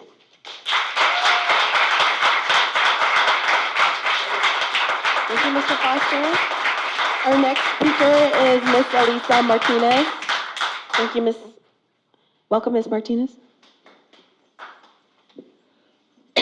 Hi, good evening, Board President Nguyen, Board. Congratulations to the newly elected Ms. Jones, Member Jones and Member Thomas, Superintendent Triplett, and Executive Cabinet. I'm here mostly to speak to the new board members. The last couple of years, obviously you're hearing from our teaching staff. Of course, it's been very challenging. And then as a board, the last few years, this board has made some very difficult decisions to bring some stability from a financial perspective. And I just wanted to, really thank the leadership that this past board has given, and superintendent, all the amount of work that took place to make that happen. And these were not easy decisions, right? It involved school closures, it involved the creation of the middle school, and a ton of work, all during the pandemic.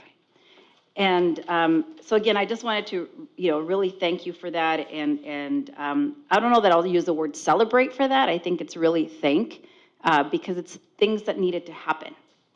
And as a result, though of course there's a lot of challenges, there's still a lot of support and a lot of us that feel very positive with the direction things are going in.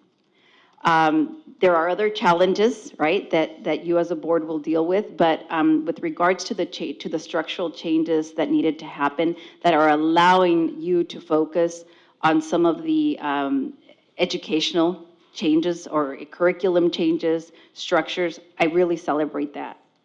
And I wanted to bring that again to, this new constituted board. I ask that that you continue to support the superintendent and team. Please don't get derailed by our one superintendent, our one board member that loves to create a circus almost every meeting. That's not constructive. It is not constructive. And it's hard enough. You're hearing it on a daily basis, how hard it is. Please, let's focus on supporting our executive cabinet in doing their job. Superintendente Triplett, nuestra comunidad lo apoya. No tenemos representación aquí, pero la comunidad lo apoya a usted y a su equipo. Y quiero que usted sepa que estamos hablando por nuestra comunidad. Superintendent Triplett, Executive Cabinet, I want you to know that our community believes in the work that you're doing to bring our community along. You've got our support, and we are confident and would like to be confident that this new board will continue to support your team and you, Superintendent. Thank you very much for the opportunity. Thank you, Ms. Martinez. Our next speaker is Nicole Izant. Welcome. Thank you. You're good. It's not going. Oh, okay, magic. Hi, my name is Nicole Izant. I grew up in Newark. I went to Milani, Newark Junior High, Newark Memorial High School. I went to UC Berkeley, and I also have a master's from Universidad Complutense de Madrid.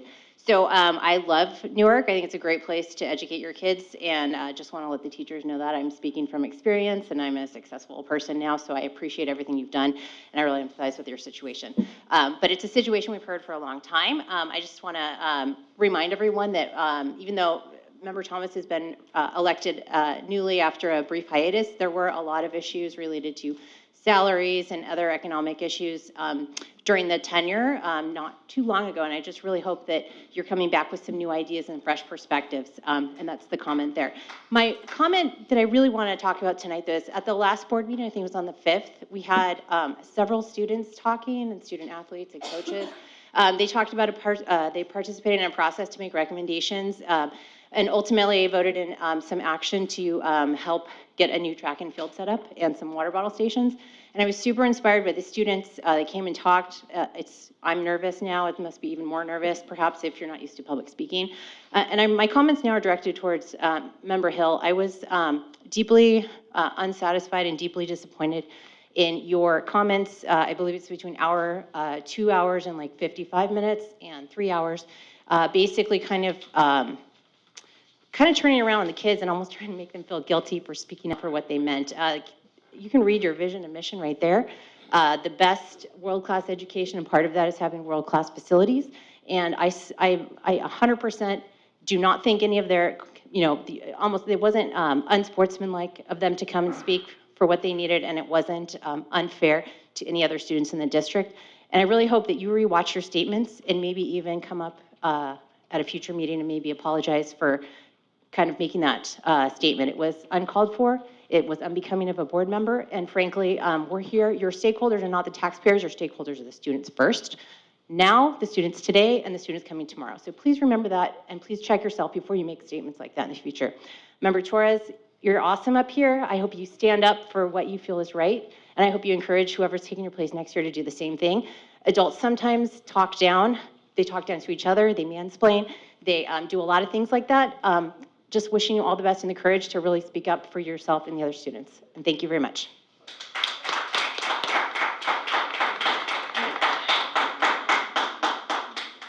Thank you, Ms. Izant. Our next item is public comment on agenda items. We do have, Sorry, member, when we do have. Oh, sorry, apologize. Online comment? Yes, please. The comment is from Michelle Padilla. You may begin.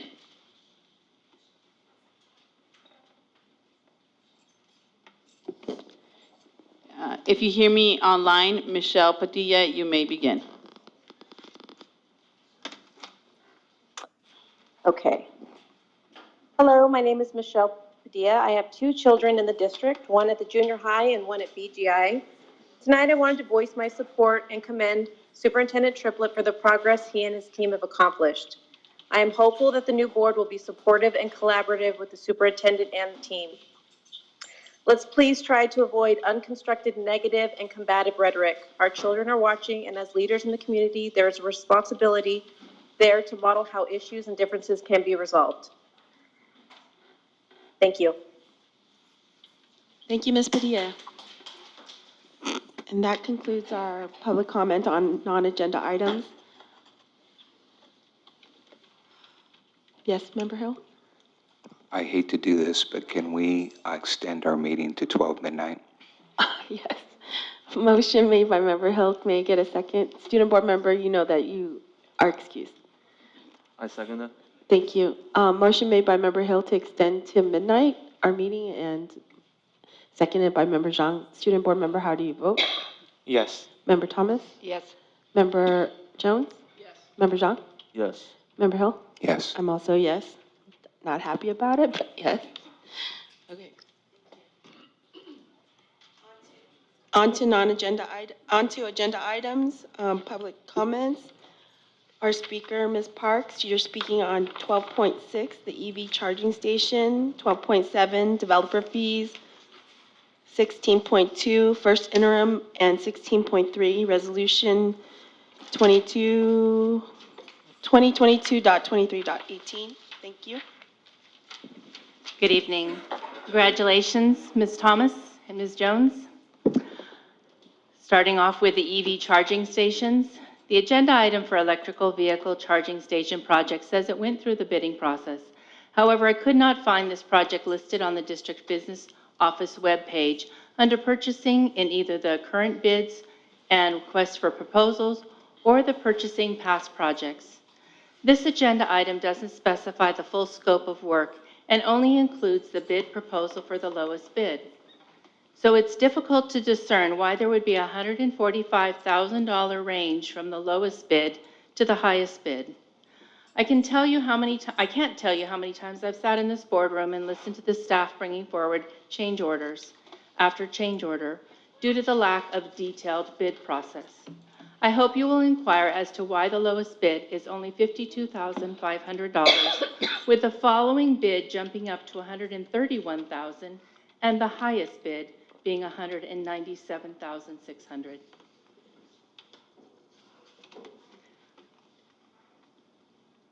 Moving on to the developer's fees. On page 2, under 3, the item number 3, the findings regarding this fund, C says, with respect only to the portion of the fund remaining unexpended at the end of the 2021-2022 fiscal year, the purpose of the fees is to define as the construction or the reconstruction of school facilities necessary to reduce overcrowding or to maintain levels of service caused by the development on which the fees were levied, which facilities are more specifically identified in Exhibit B. Under Section D, it says Education Code 66001D1B, and with respect only to the portion of the fund remaining unexpended at the end of the 2021-22 fiscal year. The findings and evidences referenced above demonstrate that there is a reasonable relationship between the fees and the purpose for which they are charged. Finally, in Exhibit B, which was referenced, the purpose of the fees is to finance the construction or reconstruction of school facilities necessary to reduce overcrowding or maintain levels of service caused by the development of which the fees were levied. Which facilities are more specifically identified as, you list portable facilities, additional facilities at district sites, modernization and modifications of facilities at existing district sites, I'm not going to read all the rest of that, and potential school sites in Newark known as Area 3. I respectfully request that you get a written legal opinion which specified it is legally acceptable to utilize these developer fees when you have declining enrollment and 2 vacant elementary sites.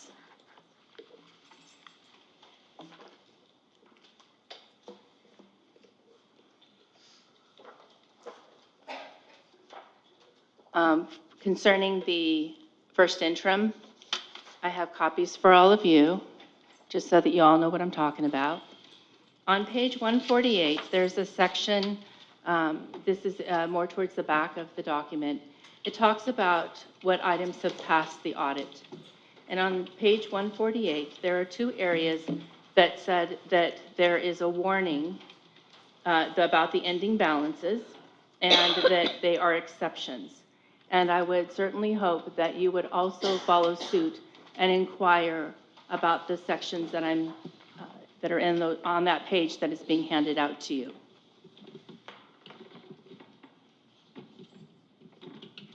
To get more information about what that exception is all about. I'm not familiar with exactly what they're trying to call out, let's put it that way.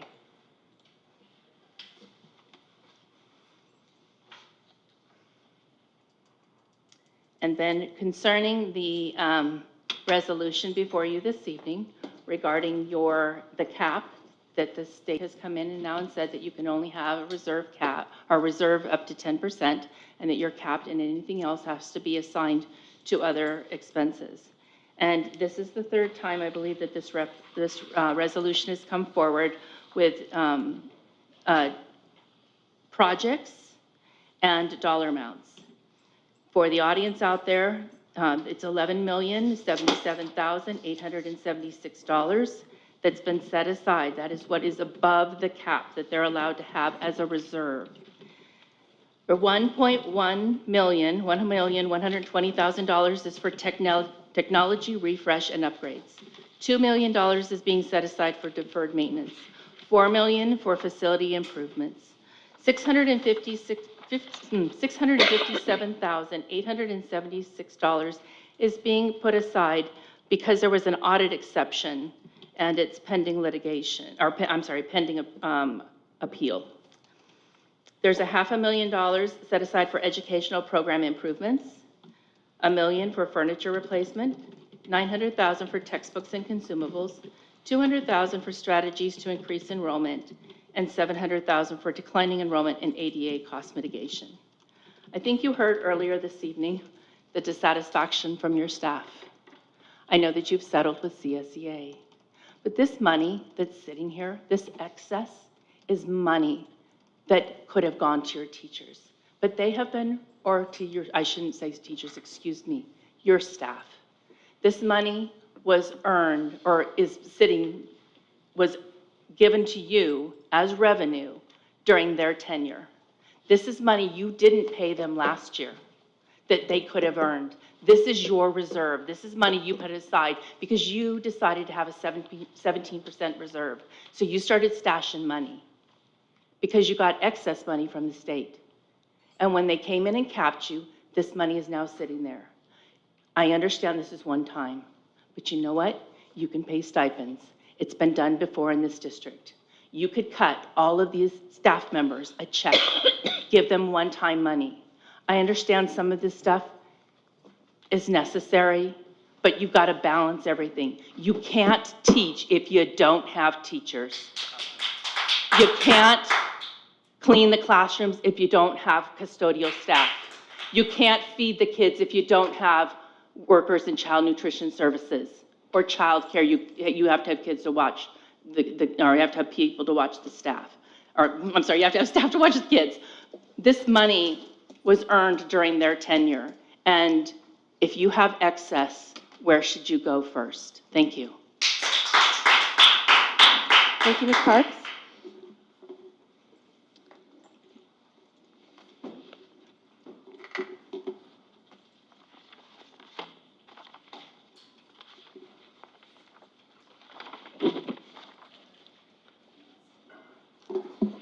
On to consent agenda personnel items. We have one personnel report to approve. May I get a motion to approve? I move that we approve the personnel report as May I presented. get a second, please? I'll second. Thank you. Motion made by Member Zhang, seconded by Member Jones. A student board member does not vote on personnel items. Member Thomas, how do you vote? Yes. Member Jones? Yes. Member Zhang? Yes. Member Hill? Yes. I'm also yes. 5 ayes on personnel report. On the consent agenda, non-personnel items, are there any items the board would like to pull? Member Thomas? I'd like to pull board policy updates 12.8 through 12.14. I will be recommending that these be considered a first reading, be tabled, and then be brought back to the next meeting for action under old business. Okay. Member Hill?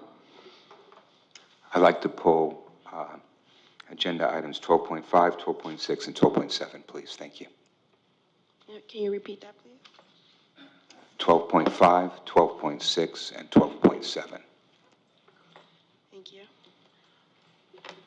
All right, may I get a motion to approve 12.2, 12.3, 12.4, 12.15, 12.16, and 12.17, please? So move. Thank you. Motion made by Member Zhang. May I get a second, please?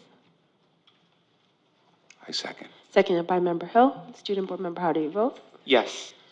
Member Thomas? Yes. Member Jones? Yes. Member Zhang? Yes. Member Hill? Yes. I'm also a yes. Motion approved. We need to. Do we want to make a motion for the 12.8 to 12.14, where Member Thomas said, make it a first reading? Do you have any additional discussion? Point of you wanna order. have? Not at this moment, because right now we are reviewing the consent agenda items. Okay. When those items do come back, Then I'll suggest that. Okay. I'd like to read out the donation report before we move on. Would you like to do the honors, Superintendent Triplett? Thank you for allowing me to do that.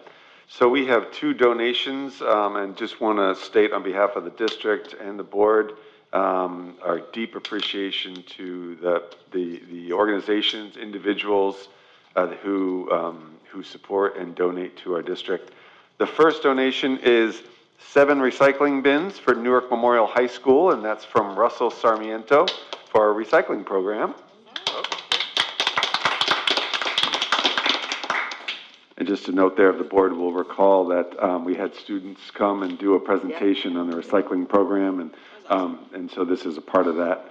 So thank you to the Sarmiento family. Okay, so this is from the same family as the. Wow. Yes, yes. Well, thank you for the Sarmiento family. Yeah. And then the second one is $1,000 for Coyote Hills Elementary from the Optimist Club of Newark for garden and classroom supplies. Thank you. I believe Member Jeune is a member of the Optimist Club. That is correct. Please thank the whole club for us. Sure. All right, on to superintendent report. Thank you, President Wen. If we could have the report up on the screen, please.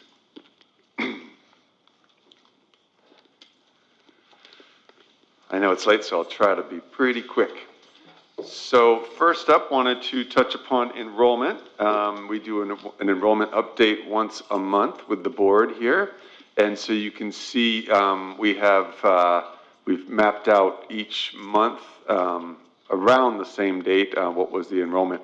And so from this most current one is from yesterday, the 14th of December.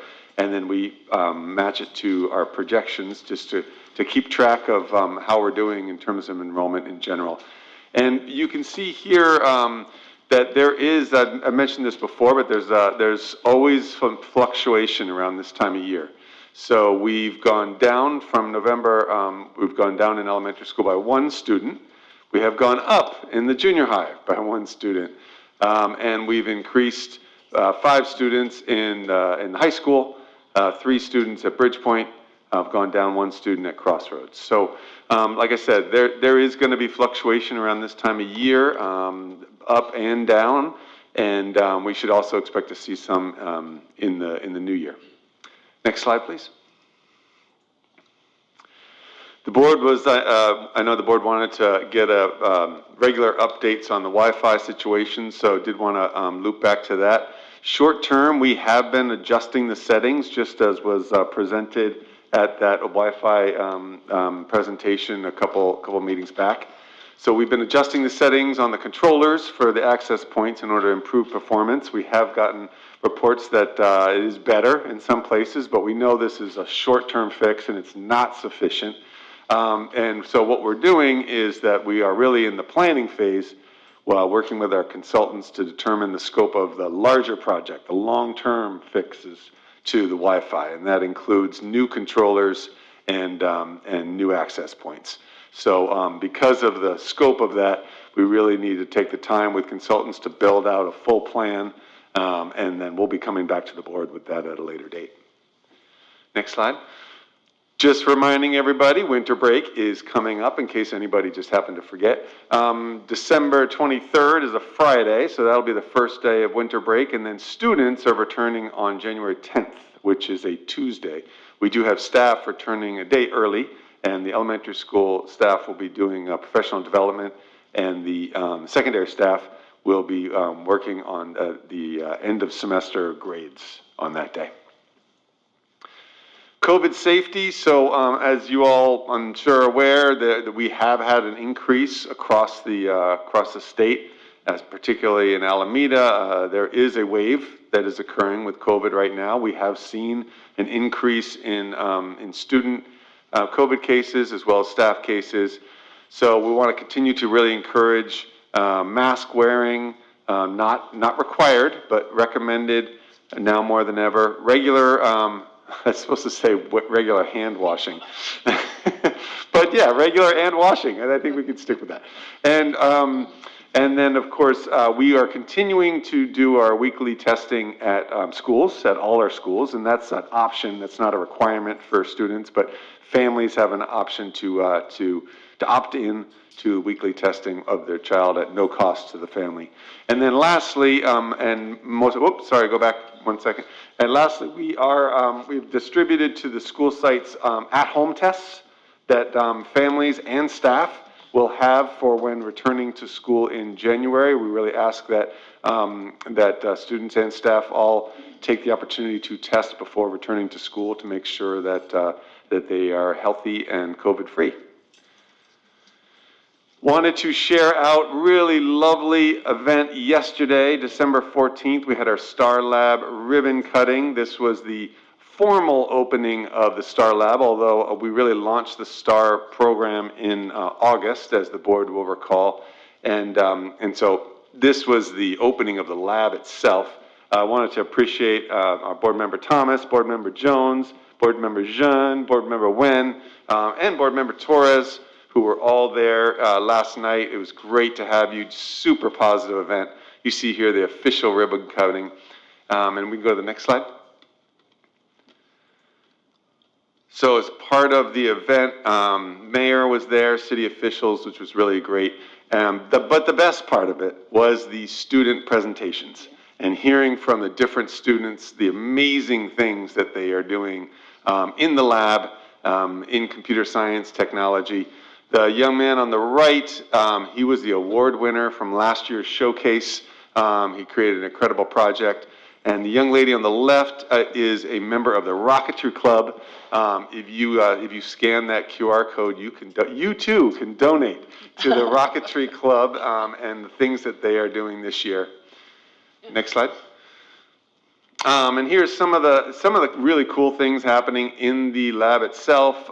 You see in the center there is the arena for the robots, and some students had a chance to show some of the guests the really cool ways that they have competitions in there. You see some students up on the upper right creating, designing rockets, I believe. And on the left is the, this isn't the laser printer, what's the other thing? Laser cutter, yeah, that's it. The new laser cutter, and I believe that right there is the laser cutter being used to design rockets. And then we did hear a presentation from the fantastic teacher, Mr. Goldsmith. He articulated that in just the last 3.5 weeks since the space has been open, over 80 classes and club meetings have occurred in that space. Rocketry, I misspelled rocketry. That's not his fault. Rocketry and computer science principles class have been held in there. Computer science A, U.S. history has held classes in there. Special education uses the space every day. Clubs, including rocketry, robotics, learn to code, peer tutoring, chess, and art, all have been engaged in that space. And a little plug here, you see on the right, MCA, the Media and Communications Academy, is also using the space and was really instrumental in securing the renovation of the screen and the projector and all the sound. And they are holding, and I'll report back on the date because I can't remember it off the top of my head, but they are going to have a silent film festival, which they do every year, where their students showcase the films that they're making, and then this will be the first year that they can have it in this space and just this amazing sound and film quality. So they wanted me to invite all of you to come to the Silent Film Festival if you are available, and again, I'll give you the dates. And then lastly, just a quick update on our enrollment campaign. We are in the throes of launching this campaign, and part of the process is we did have the marketing company who is helping us has created a couple videos. This time I wanted to show our elementary enrollment campaign video. So let's hope this works. Let's give it a try, Ms. Gutierrez.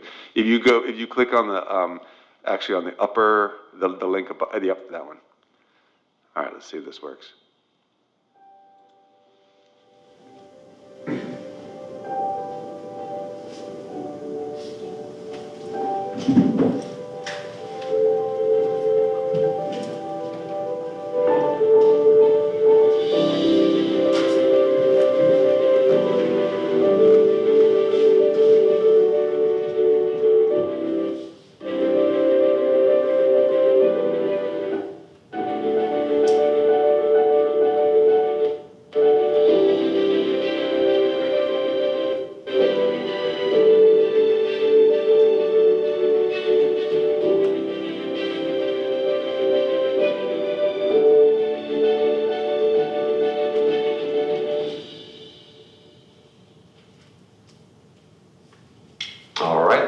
That's our enrollment clip. Oh, and that's the next one coming up next time, which is the secondary enrollment campaign. We're not going to show that tonight.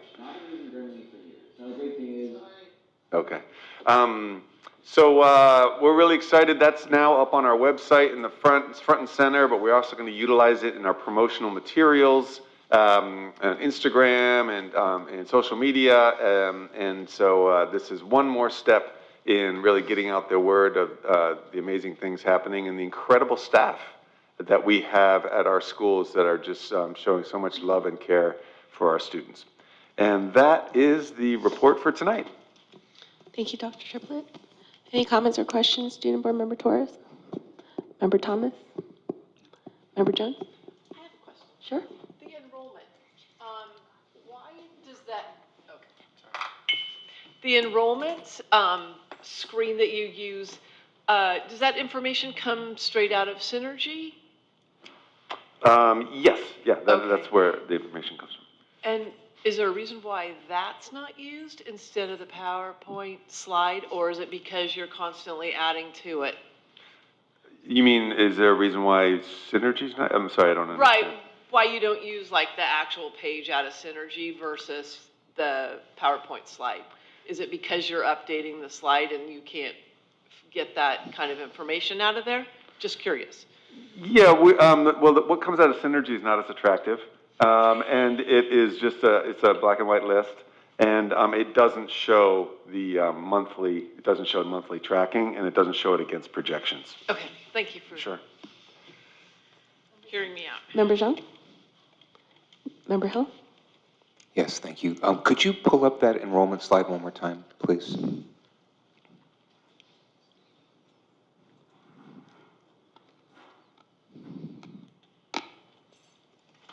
Thank you. No further. Did you have a question? I just I just didn't write the number down Oh, correctly. Thank okay. you. Thank you. Thank you for the clarification. Thank you, Dr. Triplett, for the update. Okay, on to our next item, staff report, EL Master Plan Revision Announcement. Dr. Triplett. Thank you, President Nguyen. So I'm really excited that we're kicking this off, and Ms. Abby Kierans and Ms. Pierce are both, I believe, going to talk a little bit about this agenda item. I believe it's every 3 years. Oh, do I have that right, Ms. Kierans? Every 4 years we redo the master plan?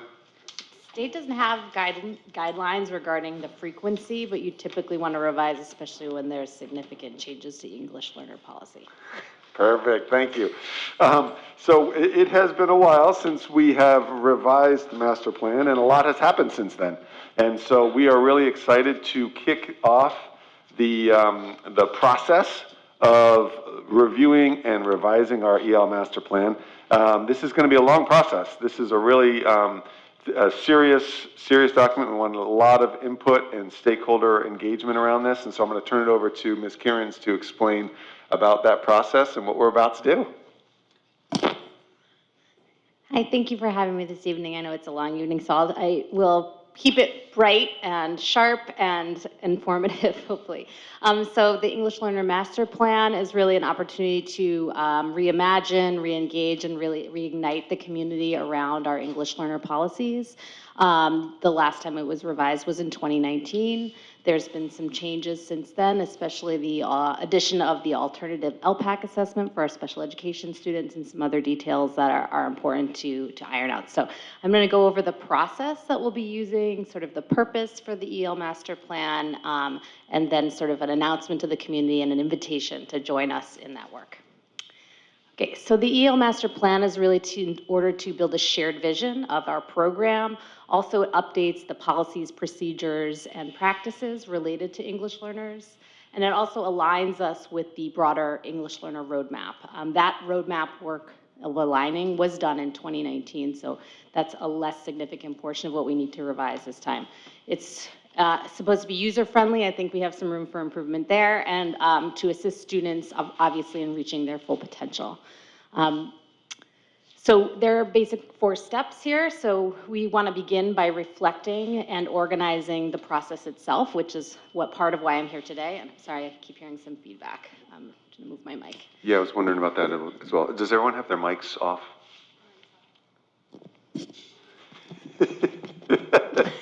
No problem. I feel like that was a hazing, Member Jones.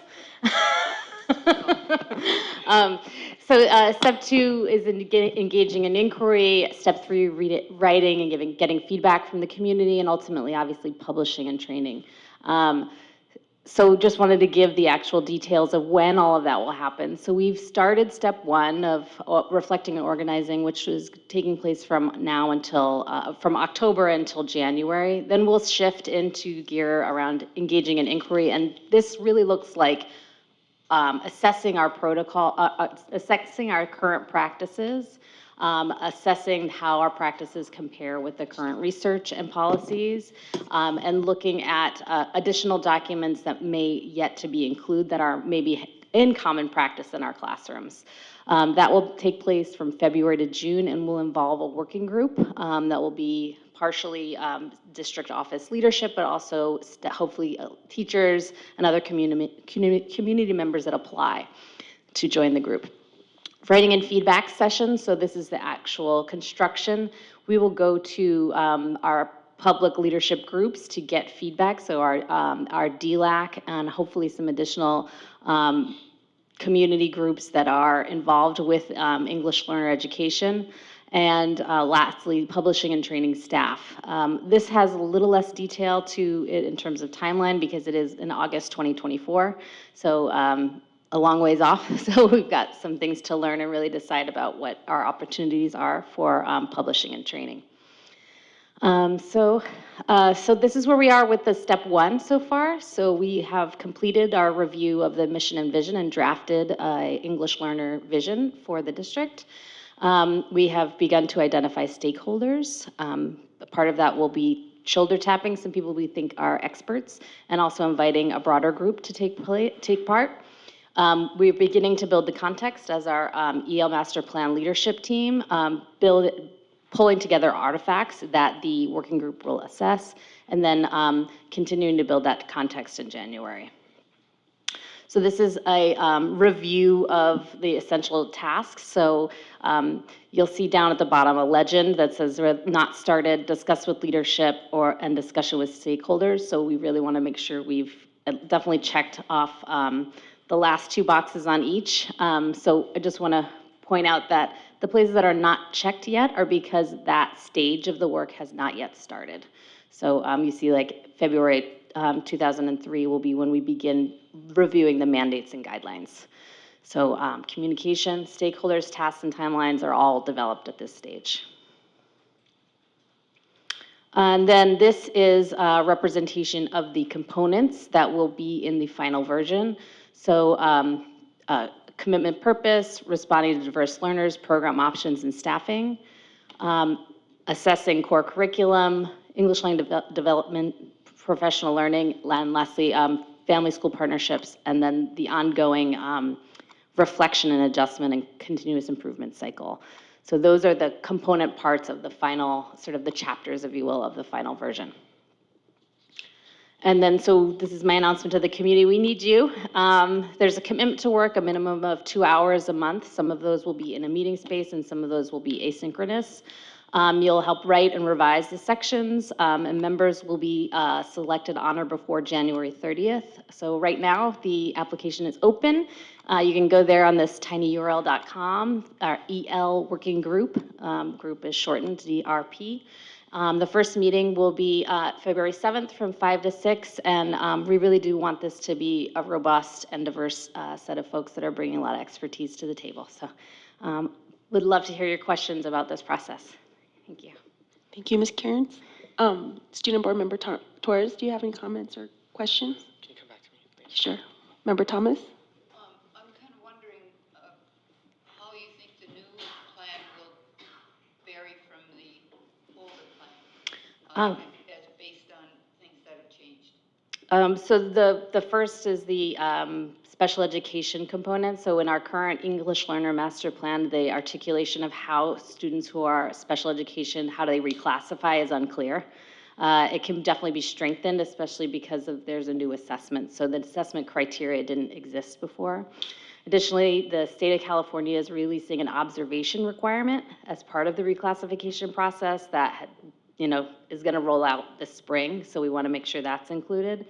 I would say we don't have our DLI program in those materials currently, so there's a few components. And I think lastly, as someone who likes, if you can't tell by my slides, I like things to be very user-friendly. I think we can make improvements to the accessibility of our English Learner Master Plan. I'd like to see it have like a website, where it's really interactive and the resources are all connected, so.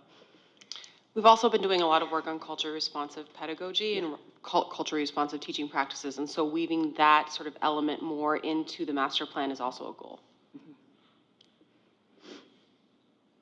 Thank you. Member Jones? Member Hill, any questions or comments? Yes, thank you for the presentation.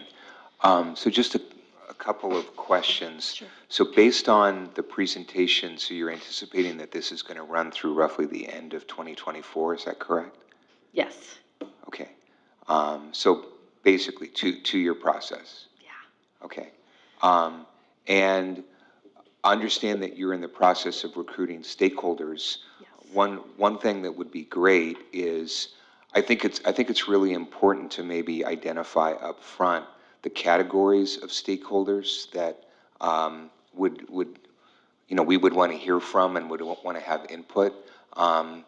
Because again, I think if we just sort of do a broad brush, calling all comers, you may miss important voices. And so that's just a suggestion.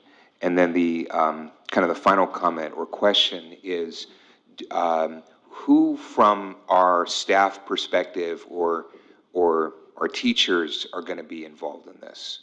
Good question. So I have a much more detailed sort of project management slide deck behind this that I didn't share with the board, but happy to offer it if that's helpful. It does go through sort of a set of criteria of sort of characteristics that we feel like is important to have represented at the table.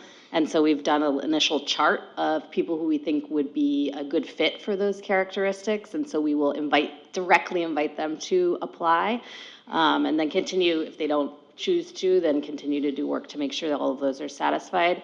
Regarding teachers, we haven't reached out directly to any teachers yet. The kind of current members are really only the lead team on the ed services side, so we will see. But we have some teachers identified who have expertise, especially in English learner programming, who've been serving our English learners for a long time in the school district, either as classroom teachers or coaches, that we think would be great fits. Thank you. Yeah, and it would be great if you could share that sort of, more detailed plan. Yeah. That would be wonderful. Thank you. Thank you, Ms. Kearns and Ms. Pierce, for getting this together and getting the team to be able to revamp and update our English Learner Master Plan to fit what we're currently doing and project what we're going to be doing in the future. So really appreciate your commitment to this project and getting the community involved. So thank you so much. All right.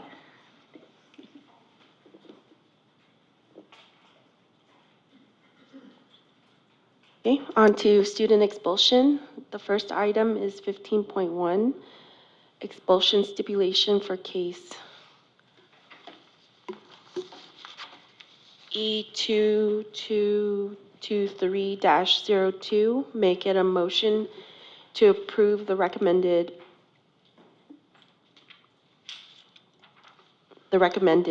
action by staff.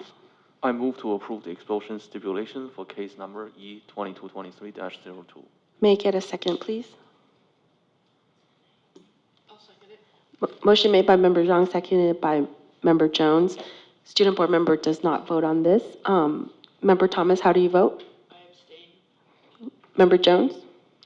Yes. Member Zhang? Yes. Member Hill?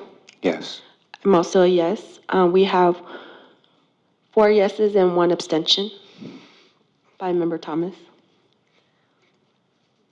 On item 15.2, 15.2, yes, termination student expulsion case E2122-02. May I get a motion to approve the recommended action? I move to terminate the student expulsion for case E2122-02. May I get a second, please? I second. Motion made by Member Zhang, seconded by Member Hill. Board Member Thomas, how do you vote? Well, I abstain because I have not had a chance to see anything. Great, thank you. Member Jones? Yes. Member Zhang? Yes.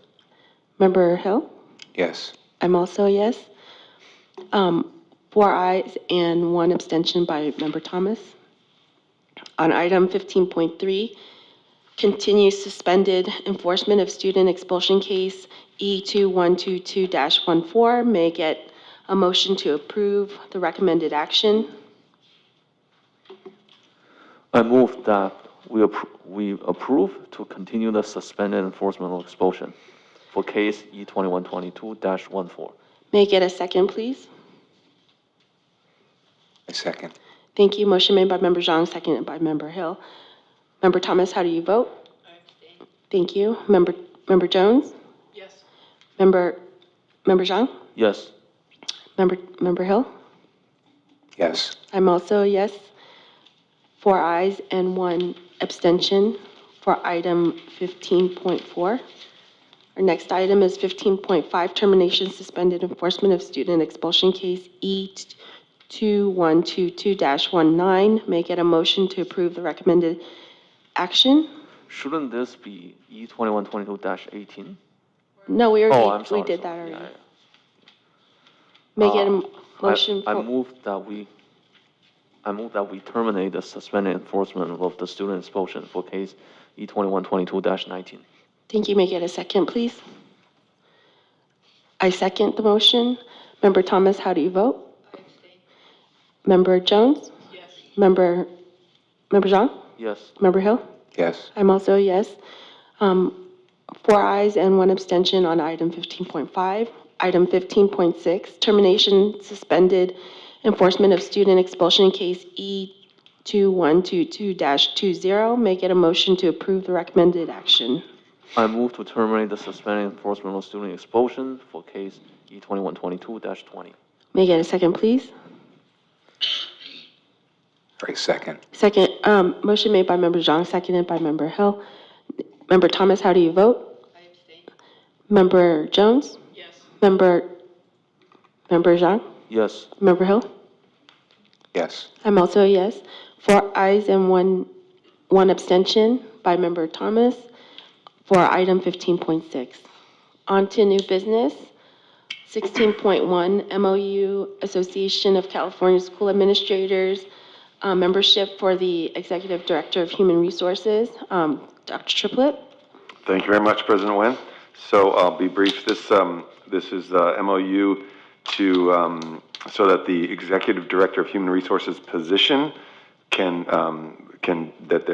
the district will pay the Association of California School Administrators membership fee on a yearly basis for anyone who is in this position. Because this is a NUMA position, the membership is has not been a part of any sort of contract agreement, which is why we're bringing it forth as an MOU. Okay, so this has been discussed in the previous meeting during closed sessions. I will move to approve the MOU with NUMA regarding Association of California School Administration membership fee for the Executive Director of our Human Resources. May I get a second? Second. Motion made by Member Zhang, seconded by Member Hill. Board Member Thomas, how do you vote? Yes.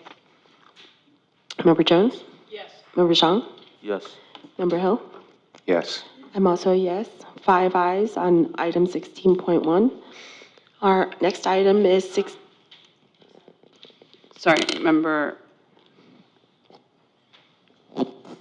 Sorry, can we just pause for a second? Sure. We'll take a 5-minute recess if you guys need to go to the restroom or whatever.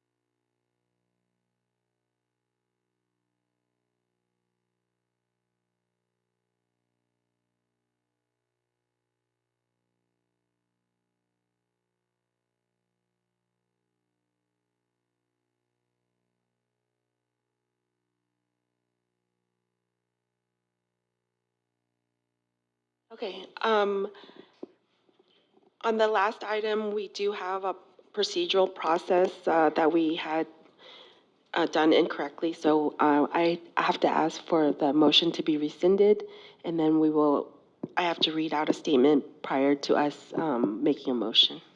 I will rescind the motion. Thank you. Make it a second. Oh, we don't need a second, okay. Yeah. So on item 16.1 is an MOU to pay $1,706 for the membership to the Association of California School Administrators for the Executive HR, for the Executive Director of HR. May I get a motion to approve the agenda item? I move to approve the MOU with the NUMA regarding the ACSA membership fee for the Executive Director of Human Resources. Thank you. May I get a second, please? I will second. Thank you. Motion made by Member Zhang, seconded by Member Jones. Member Thomas, how do you vote? Yes. Member Jones? Yes. Member Zhang? Yes. Member Hill? Yes. I'm also yes. 5 ayes. Thank you. On to 16.2, the 22-23 first interim budget report. Dr. Triplett? Thank you, President Nguyen. So this is the time of year for our first interim budget report. And before I turn it over to Ms. Dela Cruz, I do just want to say a huge appreciation for Ms. Dela Cruz, Ms. Kim Lola, and the whole team. To put together this is just a tremendous amount of work. It's such a large, comprehensive thing. And they put amazing work in, and their attention to detail is just absolutely remarkable. So I'll turn it over to Ms. Dela Cruz. Thank you, Dr. Triplett. So for this first interim budget report, I'm pleased to report to the board this evening. This covers the period of July 1 through October 31st of each year. It has to be submitted to the Alameda County Office of Education by December 15th, which is tonight after this board meeting, so hopefully we finish before midnight. This is a snapshot in time of the district's revenue and expenditures forecast for the current year, as well as projections for the 2 subsequent years. And it includes revisions since the adopted budget.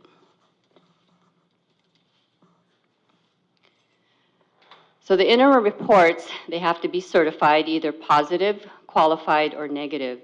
A positive certification means that the district will be able to meet its financial obligations in the current year and 2 subsequent years. A qualified certification means that the district may not be able to make its obligations in the current year or either of the 2 subsequent years. A negative certification means the district will not be able to make its obligations for the remainder of the current year or the current subsequent year. So on June 30th, the governor signed the 22-23 state budget package, and some of the highlights from that state budget, which we reviewed during the 45-day budget revision, included statutory changes to the local control funding formula, which provided an increase in funding above last year's 21-22 levels. There was a $3.5 billion budget in one-time arts, music, and instructional materials discretionary block grant, which the board approved a plan for at the last meeting. There's an increase to the Expanded Learning Opportunities Program, also known as ELOP, from $1.7 billion to $4 billion, which is ongoing, starting with this year. And there were funds to expand the eligibility of TK. It's phasing in every year.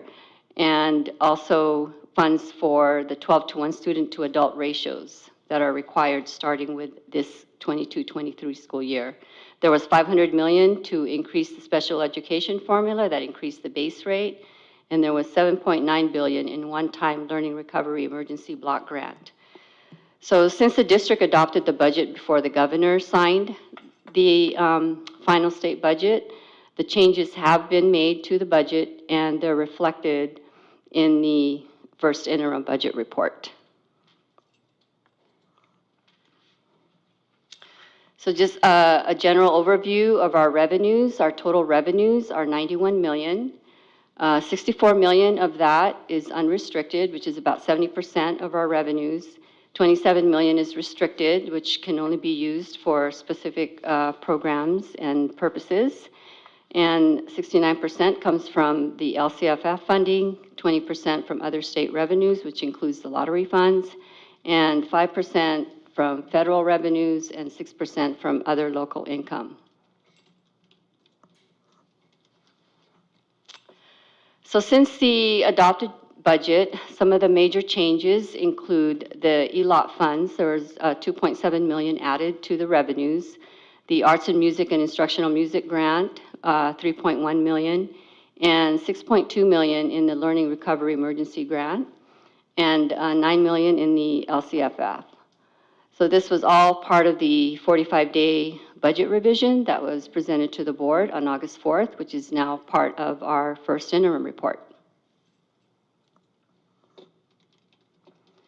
So since the LCFF represents 96% of our unrestricted funds, just wanted to show how much is really involved in calculating the apportionment that we receive from the local control funding formula. There's several factors involved in calculating the funds that we receive, including our UPP, which is the unduplicated pupil percentage. It includes all of our English learners, our foster youth, and socioeconomically disadvantaged students. The projection for this year is, at this point in time, is 54%. We need over 55% in order to receive concentration funds, and we, as a district, really made an effort to try to reach this 55% mark, and we have still yet to see the results. We're still submitting our CalPADS report for the first period, and we're really hoping that we reached our target, and hopefully by second interim we'll be able to give you some final numbers from the CalPADS report. And our ADA that's included in the LCFF is based on the ADA relief calculation that was provided by the new state budget. This ADA relief allows our district, or all the districts in the state, to use the higher of either the prior year ADA or a 3-year average. In the past, it was only either the prior year ADA or the current. So they've added this 3-year average because of the fluctuations due to COVID.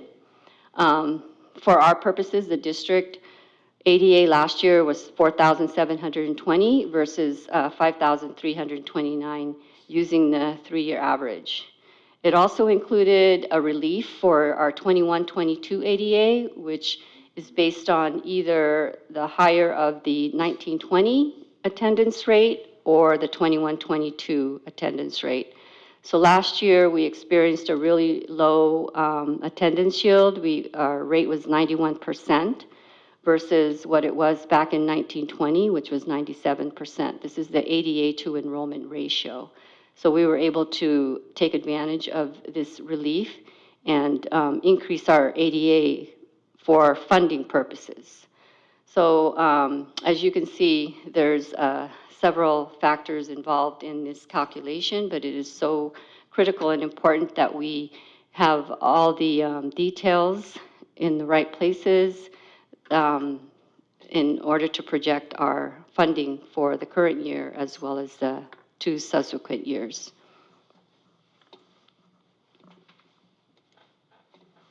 And some of that is based on our enrollment and ADA history, as well as what our projected ADA and enrollment might be in future years. So the district is funded based on ADA, not enrollment. Our ADA last year, well, as of second interim, which is what this chart is from, was 4,794, but our actual ADA was 4,720. Our declining enrollment trend, unfortunately, has continued the last couple of years. Our projected enrollment for this year was 5,065, and the enrollment as of October 26 was 4,973, which is 194 less than what it was last year, and it's also 92 below projections.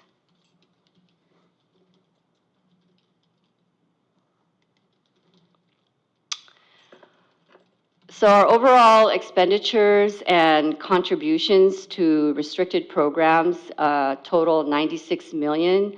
And some of the major changes between the adopted budget and first interim include increases in restricted expenditures due to the transfer of last year's carryover to the operating budget.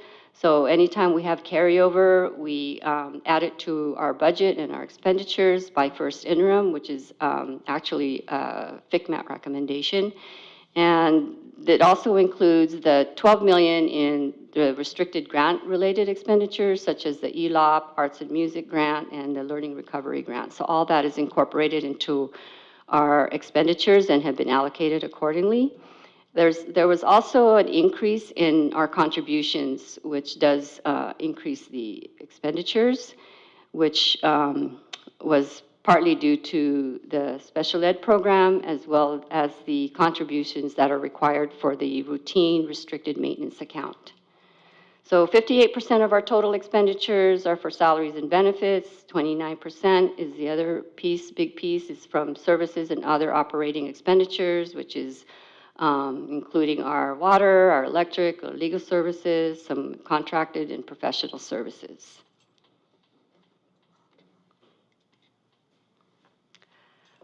So since the adopted budget, the contributions to the restricted programs that come out of our general fund increased 2.3 million in special ed and almost 800,000 in the routine restricted maintenance account. The routine restricted maintenance account is required. We're required to contribute 3% of our total expenditures. And so when our total expenditures go up, the contribution goes up. And that's for school building maintenance. So there's a total increase of 3.1 million in contributions since the adopted budget.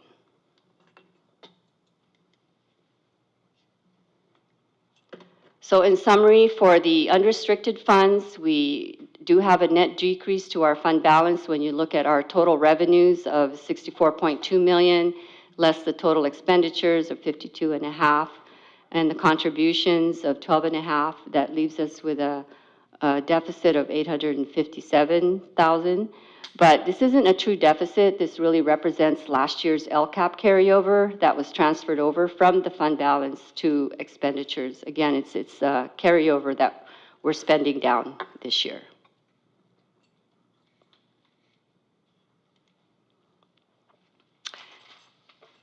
Next slide, please.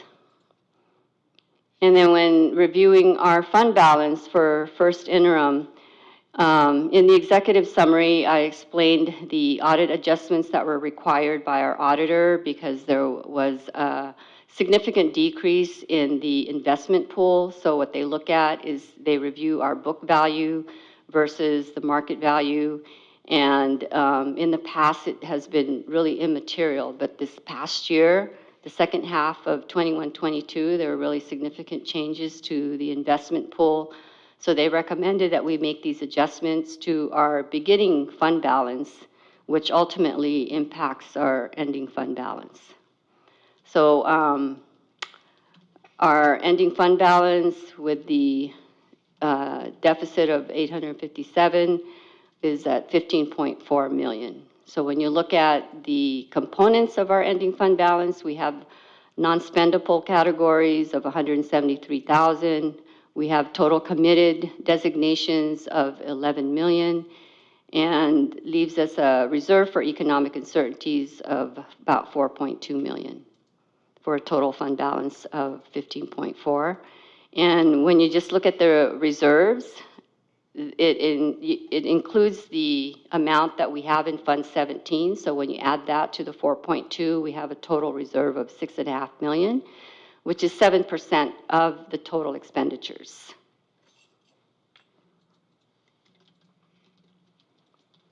In the multi-year projection, the assumptions that were made in the projections for the 2 subsequent years includes a COLA of 5.38% in the revenues and 4.02% for 24-25. The enrollment is projected to go down slightly, And this is based on the demographer's report of last year. I don't have the current one, so based on the projected decline in enrollment, that was kind of like the baseline that we used for the projections for next year. And then same thing with the P288, using the attendance shield of about 96%. Funded ADA based on the ADA relief and the 3-year average is projected at 5,081 and 4,821. We do project balanced budgets for the next 2 years and reserves at 8% and 9% respectively.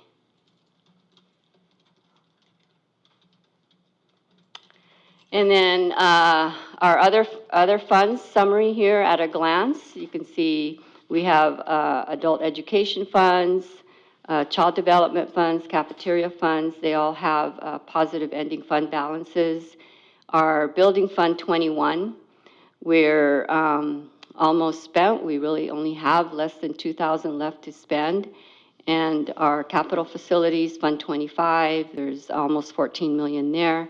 And the Fund 40, Special Reserve for Capital Outlay, also known as our Russian Fund, it's about 8.3 million. And the other 2 funds for bond interest and self-insurance fund.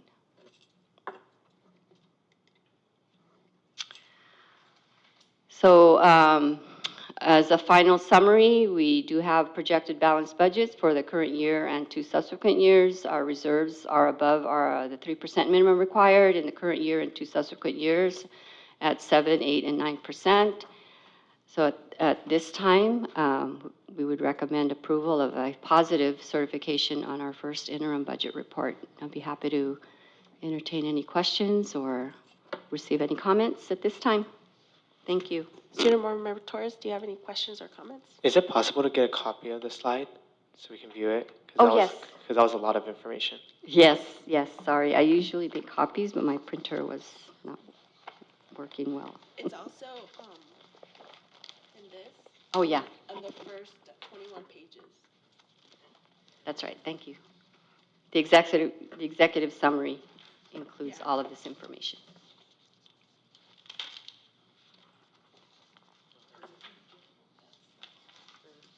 He's asking for that slide, but I think the whole no, the whole presentation.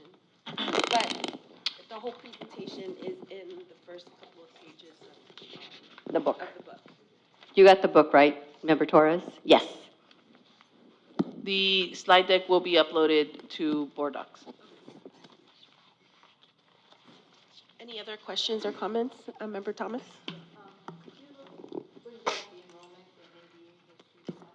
I do apologize. Just a reminder to the board, when your mics are not on, the audience at home are not able to hear you.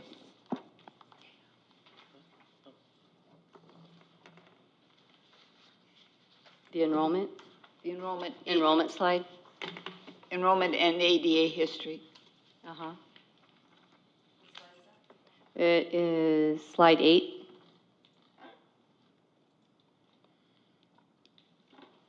Yeah, that looks a lot different than the one in the book. So the difference is 21, 22. Well, Because yeah, so I mean, so as I explained earlier, this is for second interim, the one that was in the book was grabbed from a different point in time, one of the other reports. there looks to be an alarming drop in ADA. If you look at the slide, just look 21, 22, yes. Between enrollment and ADA, that's what I was talking about when our ADA last year, the ADA to enrollment ratio went down 91%, when normally it's about 96 to 97%. Is that typical of what other districts experienced because of COVID? Yes, last year was really a bad year for all of the districts in the state. That's why the governor offered a relief and allowed us to compare the attendance rates between last year and 1920, pre-COVID. So what is our current ADA percentage? Year to date? Our projected percentage is 95%. We are still working to put our P1 ADA report together, which ends this month. So in January, we'll have better numbers. But our target is 95% this year. Do you think we'll hit it? What do you think, Nicole? We really, I think it's really hard to say, even just in the last 2 to 3 weeks, we've experienced so much of the COVID wave that, those are the kind of things that, or flu, that, impact, unfortunately, ADA in ways that are out of our control. That is very much true. Both my kids have been out for a whole week at a time. Oh, wow. yeah, we're doing a lot to try and increase our attendance rate, and a lot of promotions and different things. One of the things that we put together was an attendance plan this year, sort of like a modified Gantt chart and sort of different initiatives, and then we're going to try to plug in this year to see if those initiatives actually worked, right? And then repeat the ones that worked and kind of throw out the ones that don't and try again the following year. It is hard to judge, but it is something that's absolutely on our radar. I think it's always nice to look at other districts and be able to say, hey, it's not any different with us than other districts. It's actually some of the items on our chart. We've tried to garner as many best practices as we can. Beg, borrow, steal from districts. It's sharing, right? We're trying to share best practices. We're all trying to support our students getting to school every day. That's what we're trying to do. But it has been a challenge. So any and all feedback, any and all suggestions, we're sort of listening to, hearing, and then if we have the funding to roll out, we move forward. And then sometimes we try to do things that require no funding at all, like how do we do celebrations of students in unique ways, or even just the parents, the families of the students, right, in our younger grades who are really doing all of the hard work to get their kids there every day. But yes, we are sort of, we started actually, maybe this is too much information, but we started a cycle of inquiry around attendance sort of in the first year that we came, sort of returned back, and then we realized it was just such a fluid year with COVID. It didn't even make any sense. And so now we're sort of coming with new fervor this year in hopes that we can kind of make a dent and improve over last year. Member Jones, any comments? Member Zhang? Yeah, one question, one comment. Follow up on my email question before the board on the service and operating expense. We said jump to roughly 28 million. Such a high percentage of the pie primarily because of rising costs of special ed, and this time because you have ESSER, you have ELP, all of these combined with that because these are one-time money. A follow-up question I have for that is, if let's say after this year we don't have ESSER and these one-time COVID fund or ELP, purely the general service operating expense plus special ed, what do you think is probably going to be the ballpark about that percentage? The percentage of Today is 28 million. Next year, do you think it will drop to 20 million or below 20 million once these one-time funds are gone? Yes. The service operating. Yes, I would say it would drop, but at least 12 million. Okay, I see. Yeah. Yeah, so I want to make a general comment about the COLA and the next couple years for the multi-year projection. So more than 6 months ago, right in this meeting, I said next year, California will have budget problem. And the reason I said that is, it's no secret that 1% of the Californians pay 50% of the taxes to the state government. And their income are very much dependent on the health of the stock market. And at that time, that was sort of the starting of the steep decline of the stock market.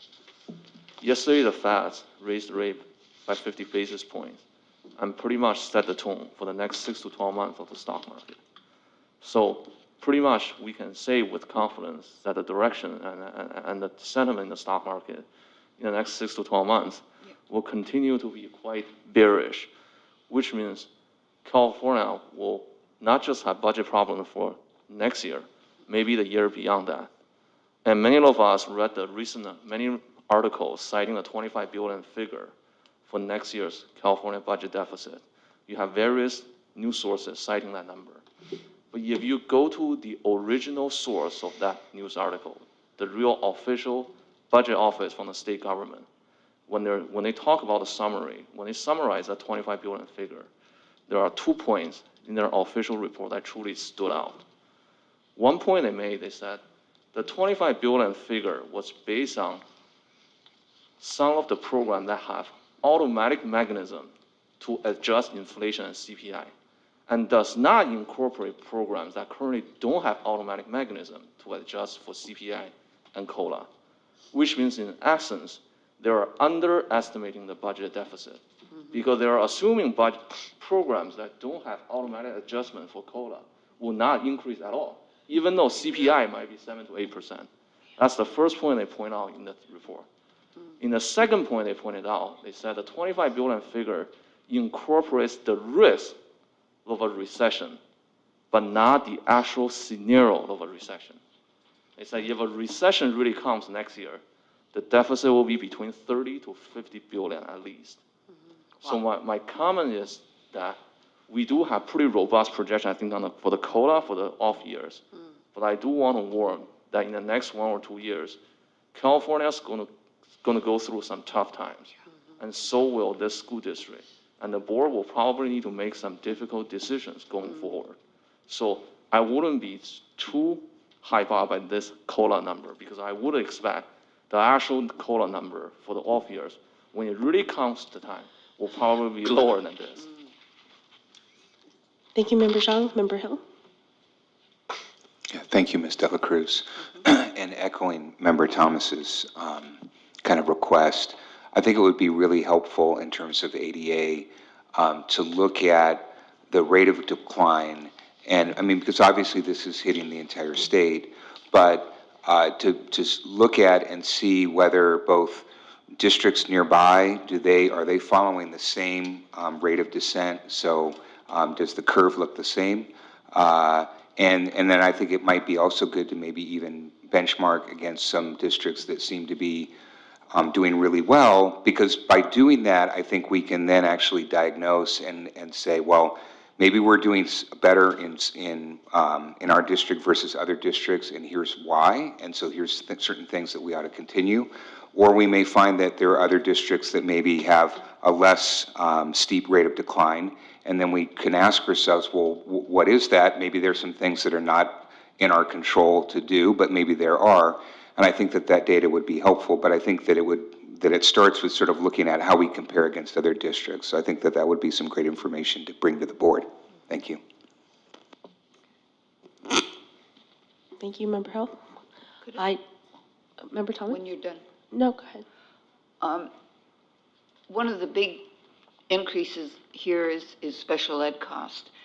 Can we at some point, if not, not now, get a running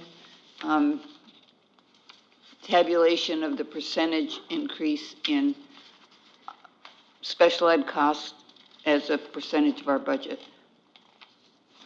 Because it seems like it's out of control. So the special ed increase and what As a percentage of our budget, percentage? special ed continues to increase, and this increase seems to be exceptionally large. Do you know what percentage that increase is? The percentage of the increase compared to our budget? Yeah. Yeah. Well, at As a 2.3 million, it's almost, I would say almost 3% of the total expenditures. So it's gone up 3% more than,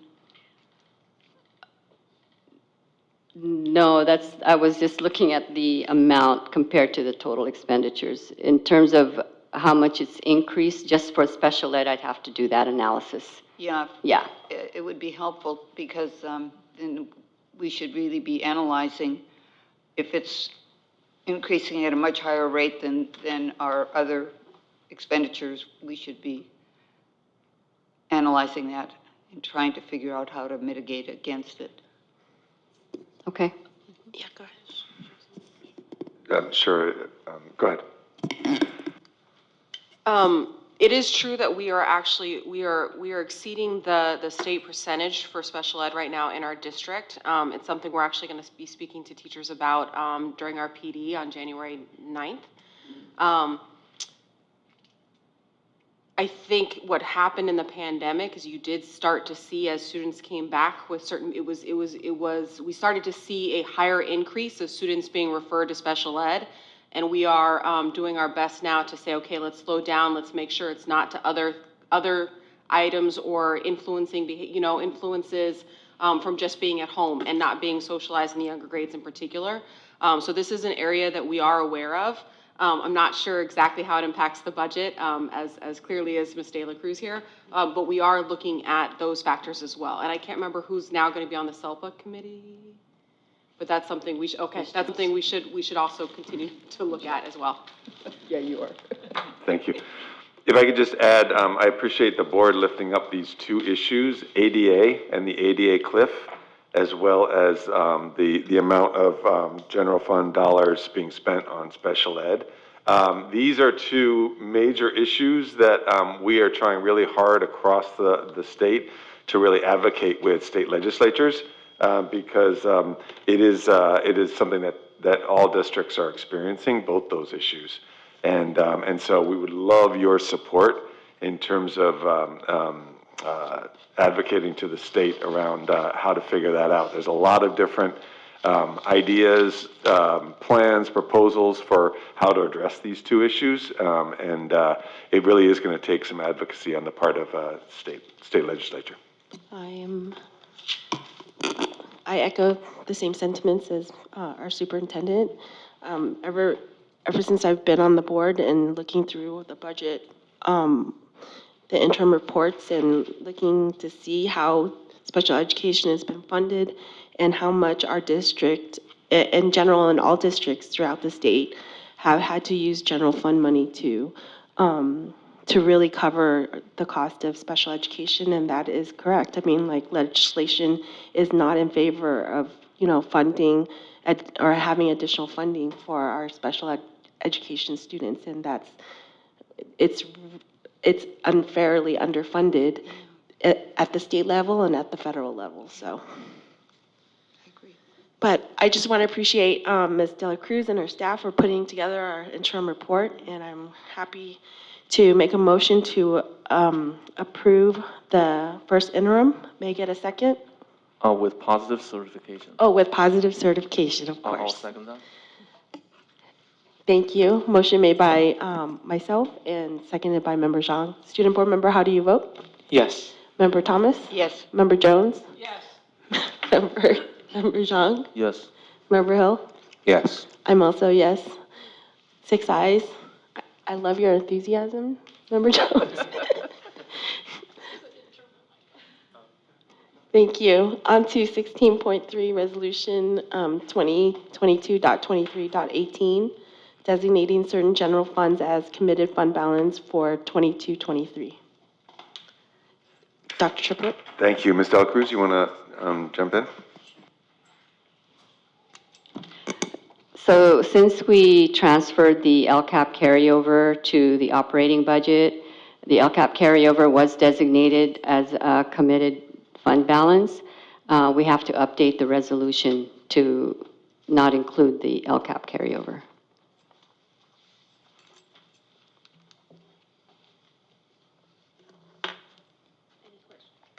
Any questions or comments on this resolution? So is the committed fund balance, that's not a part of the reserve, the 17% reserve we voted for, right? Correct. Yeah, the committed fund balance is, Due to the state requirement, we cannot really do that anymore, right? So that's why we have to separate them out for the committee, yeah. that is correct. Yes, so the committed fund balance has to be separated from reserves because there's a cap of 10% based on the state ed code. Any other questions or comments? If not, may I get a motion to approve the resolution? I move to adopt the resolution 2022.23.18, designating certain general funds as committed fund balance for 2022 to 2023. May I get a second, please? I'll second that. Thank you. Motion made by Member Zhang, seconded by Member Thomas. Student Board Member, how do you vote? Yes. Member Thomas? Yes. Member Jones? Yes. Member Zhang? Yes. Member Hill?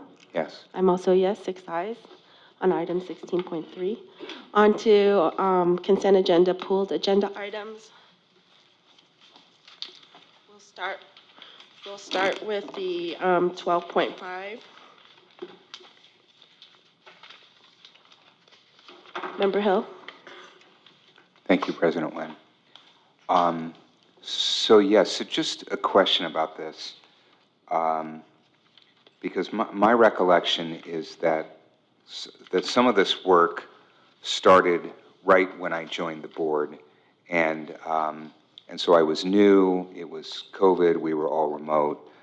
But my recollection was that a lot of times when we're engaging in these studies that where the state says that they're gonna provide funding, that there's always sort of additional costs. And that's been my experience, again, just in a lot of areas of business where there's hidden costs, there's overhead costs that they don't always get calculated. And it was my recollection that when we talked about this particular item, that we were told that there weren't going to be additional costs. That's my recollection, but again, it could be mistaken. But it looks like there is kind of an ongoing consulting fee that we have to pay. And so I just kind of like to get clarification on this topic. Ms. Dela Cruz? Yeah, so this consultant focuses on energy savings grant, and they go out and try to find these grants that could help our district save in water, electricity, and anything to do with energy. And their fees are really based on which grants they're able to get. If they're able to get any savings, sometimes the agreement is that we share in the savings. If they're able to get a grant for the electric charging station, there might be a matching kind of a fund where we pay some of the time that they need to manage these projects. So for this particular extension, there's $66,000 that's built in to help cover any fees related to any of these projects that come from the grants. Thank you for the clarification. I mean, I'd appreciate it if we could maybe table this and bring it back because, again, I mean, having been a former consultant, I know that consultants promise all sorts of amazing savings. And oftentimes they're long gone before they actually ever materialize. And it would be great to be able to see, okay, so they've engaged in work, they've done a variety of projects. It would be great to be able to see, well, here's what they've brought in, here's what the costs have been, and has there been sort of a net savings? And then that would really be strong justification for approving, continuing 5 years. But if really all we're seeing is costs and not savings, I think that it would be, maybe appropriate to reconsider. And so would that be possible to come to bring back, sort of an analysis to say, here's the work that they've done, and again, here's the hard dollar savings that we've actually achieved so far based on the money that we've already spent? Well, for this particular MOU, what's specified in the amount is related only to the charging stations. So this 66,000 right now is only for the charging stations. And if we want to continue with this project, I don't think we could table this because they've already started that project. And if you look in the background, the consultant, they've been able to secure over almost $1.5 million in Prop 39 funds. They've replaced the lights over at the high school.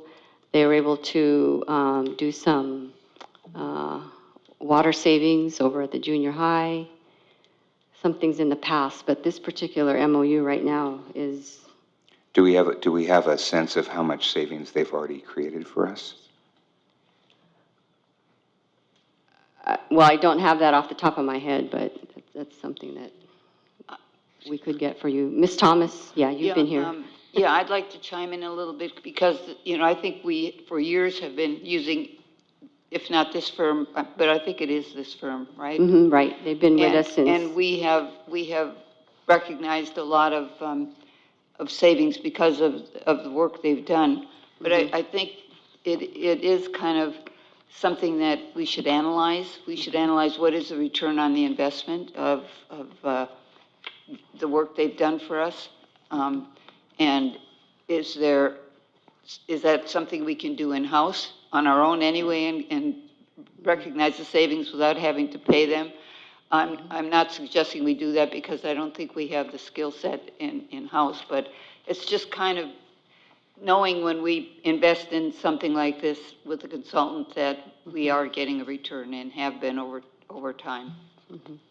Well, if you notice in the MOU, the cost sharing right now, because we don't have anything existing, it's not defined yet. So it will be defined if they are able to find something. But for now. But historically, can we maybe get those numbers so that we can be pretty confident that they'll continue getting more for us than we would have gotten without them? Sure. And Ms. Dela Cruz, am I correct in understanding from the background that they helped secure 1.4 million in Prop 39 funds? Is that correct? Yes, that's what And what they've been helping. do you have us like with. an estimate of what they charged in order to secure those funds? I don't have that. Yeah, sorry. Was it anywhere near 1.4 million that they Oh, charged? no. Okay, thanks. Thank you. Okay, since we don't have a motion, he wanted to table it. Member Hill wanted to table it and bring this back after there's been a review of analysis of it, but I'm okay with approving the contract, especially since they've already had started work and we have a working partnership with them, and they have secured funds for us in the past. So if this is work that needs to be continued because of the charging stations, I'm ready to make a motion to approve. May I get a second? I'll second that. Thank you. Motion made by myself and seconded by Member Zhang. Student Board Member, how do you vote? Yes. Member Thomas? Yes. Member Jones? Yes. Member Zhang? Yes. Member Hill? I'd like to just make a clarification. So I'm willing to go with the board and support this, but I'd like to request going forward that we have this kind of analysis done up front. Thank you. I agree. I'm not asking for a part of the motion. I'm just making a comment. I vote yes. Motion passes with 6 ayes. Item 12.6, Member Hill? Yes, so again, echoing comments that came out of public comments. So having spent some time in the procurement field and competitive bidding, I do see here that it looks like, given the wide diversion of bids here, that most likely either the specs were not clear to all of the bidders, because literally you've got, a delta of, between the lowest and the highest of, 80,000, and then I'm sorry, not to the highest, to the middle, and then from the middle there, another 60,000. And so what that tells me is that it's probably they have a different sense of the specs. That's scenario one. Or scenario two is you've got somebody lowballing, and then the problem is going to be is that later on they're going to come back with change orders. And in reality, actually, that is kind of it's not kind of, it's against Ed Code in terms of and public contracting code in terms of not allowing or not permitting basically the splitting of orders, because you're gonna have, again, somebody saying, oh yeah, I can do this work, but then ultimately they're going to come up with a new change order and a new change order. And so in reality, we might find out that it ends up actually being 197,000. And why didn't we go with the original bidders first? And so my suggestion is, I think that we ought to again table this and actually have our group go back to the drawing board and make sure that the specs are very clear. And then to also, and to make sure that we do a comparison on what people are bidding on, because again, it just doesn't make sense to me. So that's my request. Ms. Dela Cruz, can you please explain to us why there's the discrepancy in the proposals? Yeah, so all of the contractors were given the same specs and drawings and designs. They submit their bids based on their cost and what they think their staffing needs are. We discussed this with the consultant. They reviewed the bids with each of the contractors. They asked questions and made sure that they understood what was included in the scope of work. And based on their review and their discussions with the contractors, they're recommending the lowest bid. They've worked with this contractor before and they've had good experience, and they've worked with the other contractors as well, and it just depends on what's happening, in their world. Sometimes they need more people than maybe the other bidder needs, and sometimes their costs, or they're bidding based on working on weekends or overtime. It just depends, but they're using the same specs, same drawings. They each had an opportunity to talk to the designer and the engineers. But what you would normally see is you're not going to just see a vendor just submit one number. They're going to submit a proposal, right? And so there's an RFP that goes out, and then there's a corresponding proposal that comes from each of these vendors. And usually what you'll find in the proposal is an explanation of how they arrive at the number.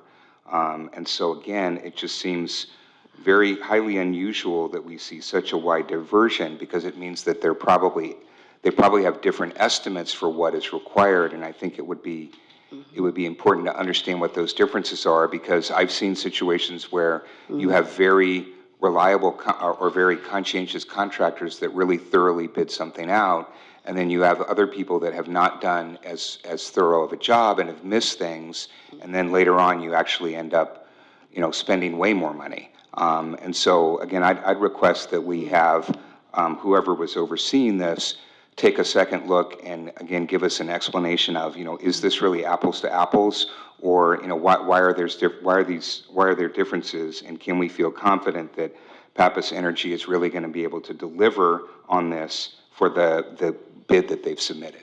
First of all, just some clarification on public works bids. There isn't a proposal that explains their bid. Usually there's a base bid, which is a number, and that's what we get. So we provide the specs, the drawings. We do a mandatory bid walk and provide an opportunity for all the contractors to ask questions, and then they provide a number. That's just the way public works is bid, and then it's we award based on the lowest bid. So it's not an RFP situation. It's a bidding.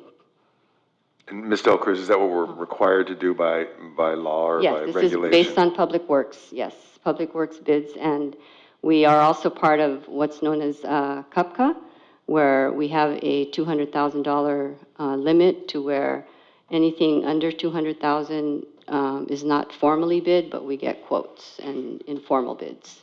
Ms. Jones? My question has to do with, on the Pappas bid, it says base Member Jones, I apologize. Thank you. Yes. Sorry.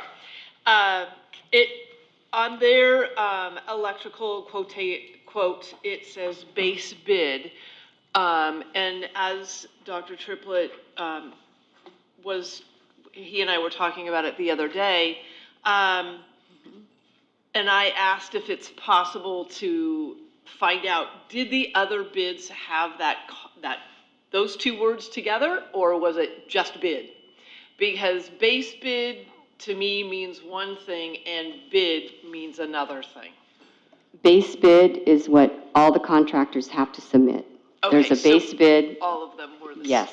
So usually with the bid package, there's instructions on how to submit your bids, and we're asking for the base bid in this particular case. And sometimes it's awarded based on a base bid. If there's any alternates, you can specify that we'll be awarding based on your base bid plus the alternate, or only on the base bid. So those are the kinds of things that are part of the instructions to bidders. Okay, so moving forward, what happens, and I apologize because I just don't quite understand the entire process. What happens if they come back and they need to do a change order because things aren't what they said? How does that work now if we're approving this amount of money, excuse me, for this, and they come back and they say, well, it's going to be 20,000 more because yada, yada, yada. How does that work in the process when, like Member Hill said, could it go up again? Excuse me. Yeah, no, there is a process for change orders, and it has to be justified. If they're saying we need a change order because of some discrepancy in the drawings, then we review that and verify whatever discrepancy, maybe that was not in the drawings that they're saying needs a change order. But it's not just because our costs went up. It has to be based on the specs and the drawings that were part of the scope of work and what was provided to them in the documents. Mr. Torres? Oh, is it possible to just get like an in-depth report about all the money that's actually going to be spent, like in what department, like how much is going to be spent, and like the concrete and how much is going to spend for the labor, like in this proposal that we have, or I don't know if that's already established. The cost for this particular project? No, itemized items for Yeah, how like they came up itemized. with the base bid. Oh, no, we usually don't get that. What we might get is their subcontractor lists, but we don't get the specifics. Only if they claim, if they want to, what do they call it? If they want to take their bid back, they have to show us where they made the mistake or if there was some sort of clerical error. So do we have any information about the history of this bidder? Does this bidder have a history of doing change orders once they make the bid? Well, I do have the consultant on the line if you want to ask if she can. Is that something you want to know about the history of this particular contractor? Yeah, if the consultant knows about the other work, related work that this bidder does, because the number does seem to come out pretty low compared to the other one. I mean, if they know this, if the consultant can speak about the past performance of this bidder, I think the board might be more confident to approve this contract. Yeah, and this is really one of the reasons why we go out to bid, right? So if, let's say we only got a quote for $197,000, and then another contractor could have done it for $50,000. We have to go through our process to make sure that we get the lowest and best price. But I could have Yvonne, Ms. Tom, explain, or Yvonne, can you give us some background on the contractor and your experience? Yes, this contractor has worked with us for the last 5 or 6 years. They are always the lowest bidder. He uses very few subs. He does the work himself. And he has worked for Newark also, as well as a lot of other school districts in the Bay Area. And so because his price was so low, our engineer reviewed specifically all the elements just to make sure he understood everything. And as I said, we had drawings for everyone. Everyone was at the same bid walkthrough. Everyone asked us, heard all the questions from the other vendors. And they also submitted requests for information if they thought of a question after the bid walk, and we had to answer them for all of them, so everyone heard all the questions. His work is very clean. Right now, he's doing a project for one of our unions where we're re-electrifying all of the lighting. And I would say he's very good and dependable. Actually, all three of them are very good and dependable. All three of them have worked for you. Does that help? Thank you, Ms. Tom. Yes, that helps. Thank you. Any other questions or comments? Yeah, I guess doing the work himself probably a big money saver. Right, with that, And I think, our history with this consultant and based on her comments about his reliability and working with us before, I'm willing to take a risk. okay. Are you willing to make the motion? I'll make the motion that we approve this. Thank you, Member Thomas. May I get a second? I'll second that. Motion made by Member Thomas, seconded by Member Zhang. Student Board Member, how do you vote? Yes. Thank you. Member Thomas? Yes. Member Jones? Yes. Member Zhang? Yes. Member Hill? Yes. I'm also yes. 6 ayes. Thank you.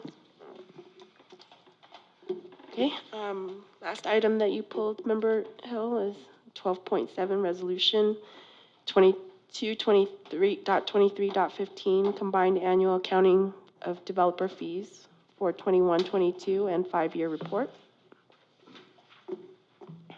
Yes, so just a clarification, because I noticed that the capital fund was listed on there, and the amount was 16 million. I don't have the item in front of me, but roughly about 16 million ending balance at the end of, I think, June or July 30th.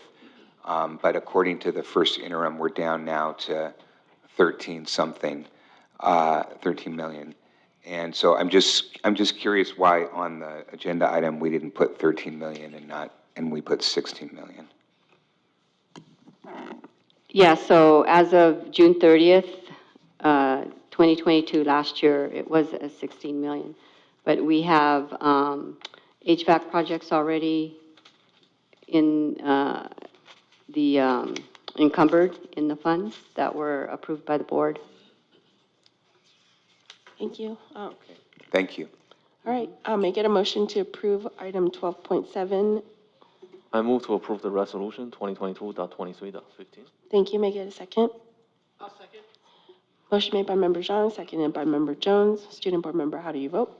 Yes. Member Thomas? Yes. Member Jones? Yes. Member Zhang? Yes. Member Hill? Yes. I'm also yes. 6 ayes on item 12.7. The next item that was pulled for after first reading to be brought back is 12.8 through 12.14. Yeah. Any comments, Member Thomas? Yes, I've spoken up before about the need to be able to see what changes are when we update a policy. And I would respectfully ask the board to table this and bring it back as if it's a first reading and then bring it back for action at the next meeting.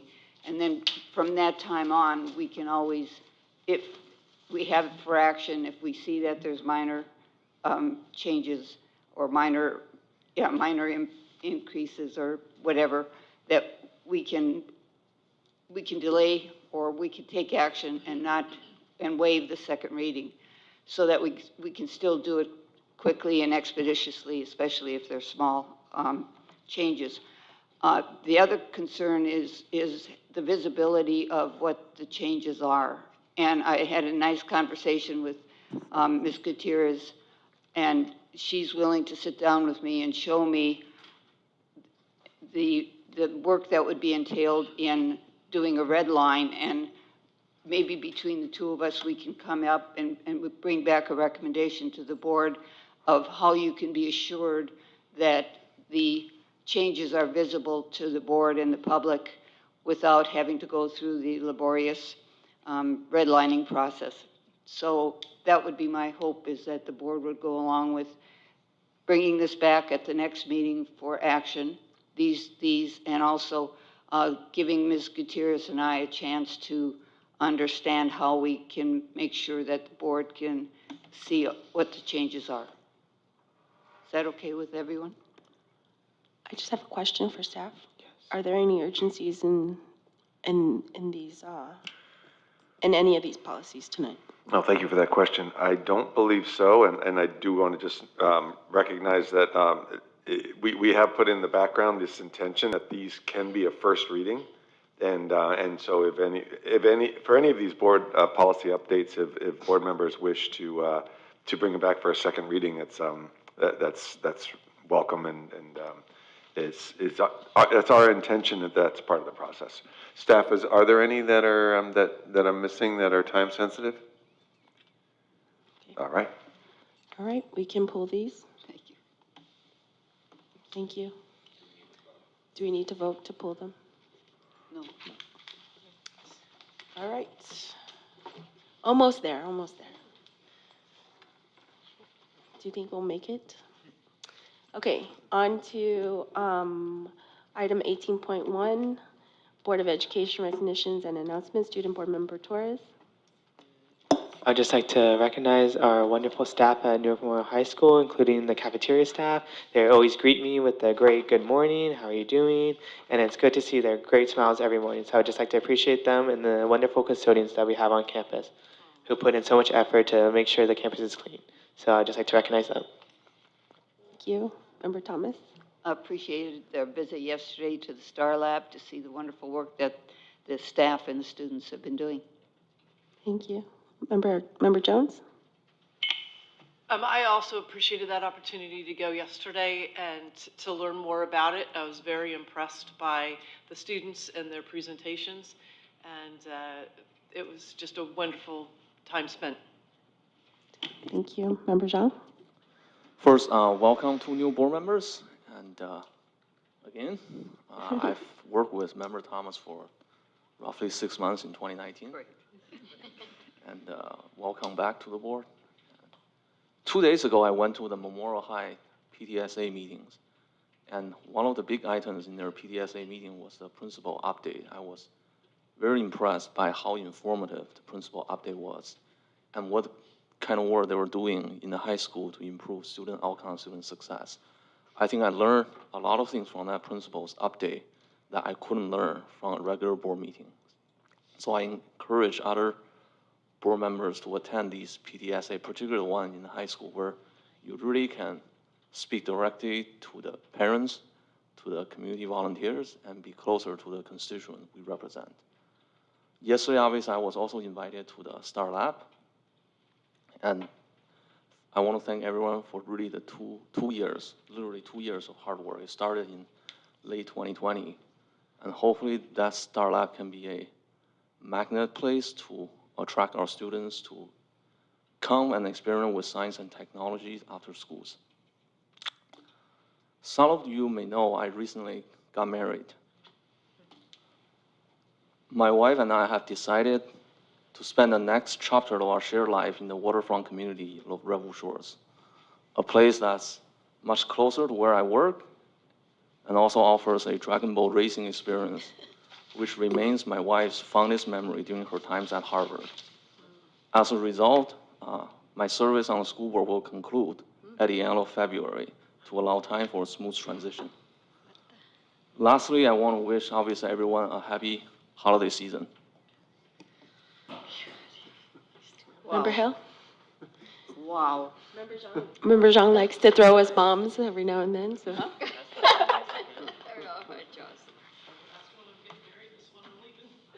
Jeez. Member Hill, he did not steal your thunder, so please make your comment. No, I'm speechless. So, yeah, again, just echoing Member Zhang. So welcoming our new board members. So again, really appreciate the hard work that goes into running for office, and and now you're here, and looking forward to working with you going forward. And then regarding President Zhang, again, I'm kind of speechless, but just on a short-term basis, just want to thank you for your service, and I'm sure that there'll be more to come. So, but that's it. And then, just one last thing regarding, I just want to also thank NTA for coming this evening, and being a fellow teacher. I understand how important preps are. And, again, people think that this is a luxury. When you're a teacher, it's not. I mean, it's really important time for you to prepare for any upcoming classes that you have, as well as to do grading. And so understand the challenges and the pain, and I'm definitely committed to trying to work with my fellow board members to see if we can try to alleviate the situation. So thank you. Thank you, Member Hill. I echo the same sentiments as Member Zhang and Member Hill. Welcome to the board, our two new board members. I'm looking forward to working with you both. And congratulations to Bowen, or Member Zhang. Well, don't necessarily want you to step down from serving the students in our community, but this is a new and exciting chapter in your life, and we're very excited for you, obviously, and happy for you, even though it's going to impact us. So with that said, and I also echo Member Hill's comment in regards to our teachers really having to sacrifice and doing all that and missing their preps. We do understand the situation and acknowledge what you guys are going through as very difficult. And hopefully we will be able to work out something where we can help and try and resolve the problem. So please continue to hang in there. And we do really appreciate all the hard work that you're doing and the committed dedication to the students. So yeah, it is very hard. I know that it's just words here and may not mean much to everybody else that is doing the hard work, but we do acknowledge it and want to just really stress that. And lastly, so overwhelmed by the achievement of the STAR Lab yesterday and the grand, the ribbon cutting for the students, but the amount of effort and energy and excitement in a short period of time over the pandemic, we were able to, the staff was able to get that together and put that together, and I'm just overjoyed of the outcome and how elated our students are. And like Member Zhang said, hopefully this STAR Lab will be a magnet for other other students wanting to come and join our school district. Like one of the presenters said, only about 45% of districts in the state have programs like these. And since we are in the mecca of Silicon Valley and the start of this, I hope that we're able to sustain it. And I hope that the board members here who are able to go and see the amazing effort that our teachers and staff have put into it, that we can and continue to sustain it and support them so that we can build this program to be one of the best in the state, if not the nation, if that's possible. So I hope that I have your support on that. So with that being said, thank you to our executive staff and everyone else, and happy holidays. Thank you, Diego. Your student voice is always welcome, and we appreciate it so much. On to board and education committee reports. There are none to report, except we did make new appointments. So with that said, we're going to be moving on to. Oh, sorry. I apologize. There was an audit committee meeting. Yes, we had an audit committee meeting on, I believe it was 12/6. But there were no actions taken, and so we're just awaiting the final audit, which we'll have more information on in the coming year in early January. Thank you. Thank you, Member Hill, for the update. I apologize for cutting short. On to Board of Education requests. Student board member, do you have any requests at this time?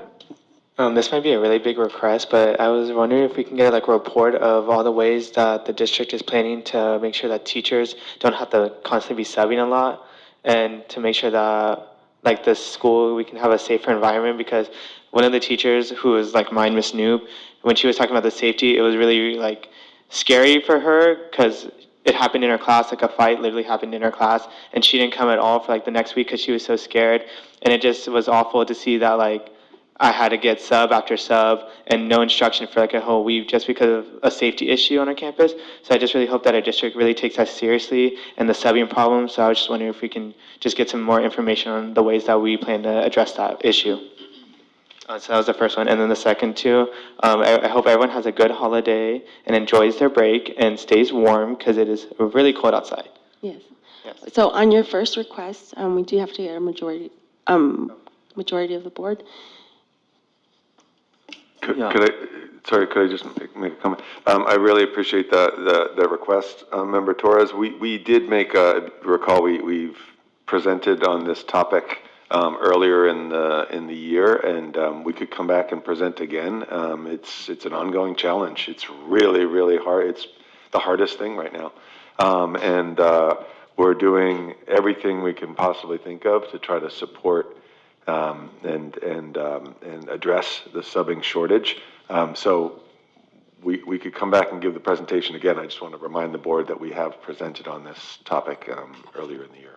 Okay. Thank you for the clarification, Superintendent Triplett. With the board, since we do have 2 new members of the board, do we have consensus or majority to bring back the presentation? Yes. Okay, thank you. Oh, and then I have another request. Can we like stop bringing up bombshells like this over here? I swear there's something new every meeting. Member Marquez leaving. I second that request. Yeah, I'm so sad. Thank you, Student Member Torres. Member Thomas, do you have any requests at this time? Yeah, I am trying to figure out how to ask it. I guess I want to know if the board would support me and if the superintendent would support Lucia to work together, and you, of course, could join us, Superintendent, to look at the issues around updating policies that are missing and so forth, and also updating and coming up with hopefully a solution to that's efficient, that will, signify everything that has changed when we bring up a policy for update. Is that something that? Yeah, I mean, not only I support working with individual cabinet member when the superintendent is present, I actually do encourage individual board member to reach out directly to the superintendent and his staff, because I think it's oftentimes that board meeting is not the only place where you get information. I mean, take full advantage of your private one-on-one with the superintendent and reach out and ask questions. Because I felt like sometimes my private one-on-one with the superintendent, sometimes I also ask De La Cruz to join a certain Zoom meeting, is as productive, as informative as some of the public board meeting. Not every problem needs to be solved on a public board meeting. Yeah, well, I would like this to be a project where we bring back a solution and a recommendation to the board. So that's the nature of what I'm asking for. I see nods, okay. Ms. Gutierrez, are you okay with that? I defer that to Dr. Triplett at this point. Yeah, we've developed the process, as you all know, for the updating the board policies, and we're always open to continuing to improve that process. I think partnering with CSBA, Gamut, and fellow the board members who are interested in being engaged, I think we welcome that, and we want to continue to make it as efficient and transparent as possible. And it's as we mentioned at the beginning of the year, we had a really big project to try to get this done. We recognized how backlogged this has been, and so that's what we've been trying to work through. And if we need to continue to modify the process in partnership with board members as well as with Gamut, we'd be very open to that. Well, there's another request too then, is, I don't know if the other board members have it, but now that Ms. Jones and I are on the board, can we get access to Gamut password? Okay, thank you. Member Jones? I am not going to make a request at this time. Okay, thank you. Member Member Zhang, you're denied a request. You're leaving us. So last time the request about the disaggregation of the CAF's report, I think I met Mr. Dolowich. It looks like in general, we're gonna have a agendized item to discuss the academic performance on it. So my request has been fulfilled. Thank you, Member Zhang. Member Hill? Oh, sorry, and just to clarify also, Member Shun's request, we did loop back just to confirm in the dashboard, it's late, and it has not been released yet, and so that's one of the reasons we haven't been able to bring it forth. And we're expecting the dashboard to be out in the next week, and that's why we'll then be able to bring forth a presentation in January. Thank you, thank you, Dr. Triplett. Member Hill? Yes, thank you. I have a few requests. So the first request is, the first two actually are related to the board handbook. So on page 14 of the board handbook, where it talks about president's duties, one of the items that it talks about responsibility is to rule on parliamentary procedure. And the assumption embedded in that is that we have parliamentary procedure to rule on. But the parliamentary procedure is not embedded in the board handbook. That's not the intent of the board handbook. So my request is that we adopt an abbreviated version of Robert's Rules of Order called Rosenberg's Rules of Order. And this is actually endorsed by the California League of Cities and is widely used. And I can pass out just a quick, very, very high level description of it. You can Google it, but I'd like us to bring that back in hopefully the next meeting because it's so important to be able to have formal parliamentary procedure that we can use. And let me just pass this out. I made a copy for Dr. Triplett, and then for you, and then for the other board members here. And just so that people understand, the key is, and this when Rosenberg, he's a former judge, when he talks about the intent of having good parliamentary procedure, it's basically 4 points. It's rules should establish order, rules should be clear, rules should be user-friendly, and rules should enforce the will of the majority while protecting the rights of the minority.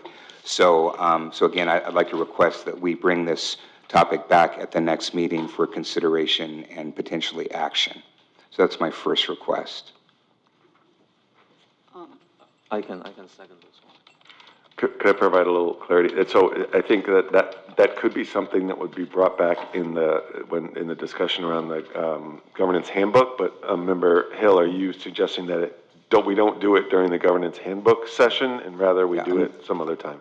No, I'm suggesting that we do it in the next meeting because again, the proper, essentially the running of the meeting is paramount, and so I think that this is something that we need to take action on sooner rather than later. When I was on the board previously, we had laminated Robert's Rules of Order cards, and we tried to follow Robert's Rules of Order. So I think if this is a simplified version, I think that may be a good idea. Another thing I'd like to explore with you, Mr. Triplett or Dr. Triplett, is bringing back the boxes that we used before, where the president, there's a button where you can request to be able to speak, and so the president can call on you in order, so that we don't have to go 1, 2, 3 down the line, but we can have people speak as they want to on different topics. Or whatever the agenda item is. So I think that those electronic boxes must be still available someplace. Sorry, just for clarity, so we have a request and are we going back to requests? Well, I'm sorry. Yeah. It's late, I know. I'm piggybacking off of Member Hill's request. I know, this is a rather informal part of the meeting, I think, so. I'm sorry if I interrupted. I'm happy to add that as part of my request. And again, I'm just requesting that we agendize this as a discussion item, but potentially for action in the next meeting, and I'm happy to add your component as well. And so that was the first request related to the, Sorry, the first, Member Hill's first request, do we have a majority? This is for the rules of procedure. yes. Yeah, I'm fine with it. So we'll bring that back as an agenda item for discussion. Yeah, and then can you loop around and I'll make my second request again? No. And- We're down to 15 minutes. And then, second request quickly is, the other thing that, both has been in the board handbook, and we actually made changes when I first joined the board, but, I don't think it's been working, is it used to be the protocol that when the agenda setting meetings with the superintendent were set, that, it should have two board members present in these meetings. And traditionally, it's always been the president and the vice president. But when I joined the board, we changed that and we put it on rotation. But I can tell you that in the past year, maybe even year and a half, I haven't been on any rotation. And so I think that, there's a breakdown, and I know in talking with CSBA that it's considered a best practice to have two board members. And so I'd like us to also agendize for the next meeting that we make a change and we bring back the way that it used to be, where you have both the president and the vice president in attendance on agenda-setting meetings. Does that, That's my second request. If I may, just for clarity, we do a rotation. I think, Member Hill, I know my understanding is that you expressed that you were unavailable. No, for that's that, not, so that's not correct. we have been doing a rotation. Well, so that I haven't been invited. So nobody's made that request of me. So Yeah, again. you were invited, and then you indicated that you Yes. weren't available. No, you're not, you're not. Okay. That's not correct. So, but it Either doesn't way, matter. I need to intervene here.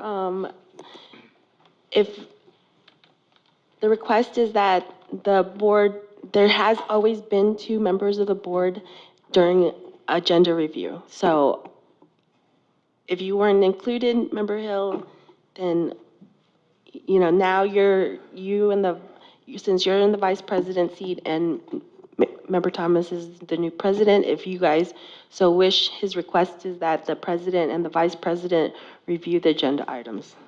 I believe the request is to bring it back as an agenda item at the next board meeting for discussion.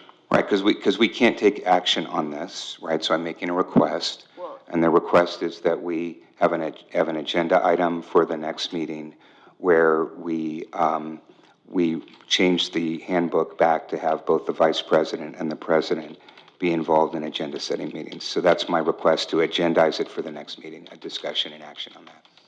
I would want to question whether we need to, we can just decide to do that, because I don't think it needs to be an agenda item and a vote.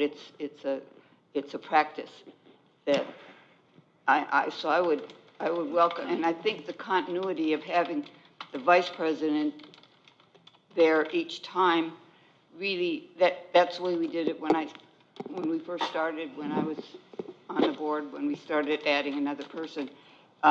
It's going to just kind of be a training and a familiarization so that it'll make the transition from vice president to president if we do it that way. So why did that stop? Because why got on board is already a rotation. Board Yeah, members? It's been a rotation, so we can bring it back. If there's a majority of the board, we can bring it back for discussion next time. It seems like a governance handbook type of thing to discuss, Well, and so. we can agendize it if you want, but I Yeah. really think my recommendation will be that the president and the vice president review the agenda. Okay, thank you. Okay. Is there a sorry, majority? just- Is there a majority that wants to bring this back? Yes. Okay. Ms. Gutierrez, did you have a comment? Okay, thank you. Okay, Okay, and I'm sorry, and I know that we're running out of time. Two quick things. So in our last meeting, we had an item on consent, which was approval of RGM Kramer contract for facilities project planning services for $197,000. But I had identified at that point during the request period that this does not appear to have gone through the requirement, the KUPCO requirements for informal bidding. And there is actually a process that's outlined in public contracting code around how this needs to be done. And so I'd like to request that we put, we asked Mr. Kramer to at least maybe hold off for right now because there may be issues with his contract, and that we engage, just to confirm that the reading is correct, that we engage an attorney that has experience in this area just to make sure that, does this need to go through an informal bidding process? I'm pretty sure it does. And if so, that we should talk about that process. So that's a request that I have. I'm a no on this because the agenda item was already been approved, and according to our own governance handbook, we have to agree and move on. I believe we're in violation of public contract code. So that's my request of the board. Ms. Dela Cruz, would you like to clarify? Yes, the CUPCA is for the public works contracts. This contract with RGMK is professional services, just like you would for architects and engineers. Right. It So doesn't go out. if we're going to do it for professional services, then the bid limit is $99,000. So, and this is $197,000. So that requires it to go out to bid. Bid limits do not apply to professional services. Yes, they do. And it does. And if you, I'm happy to provide it to provide your. Okay. So I'm going to.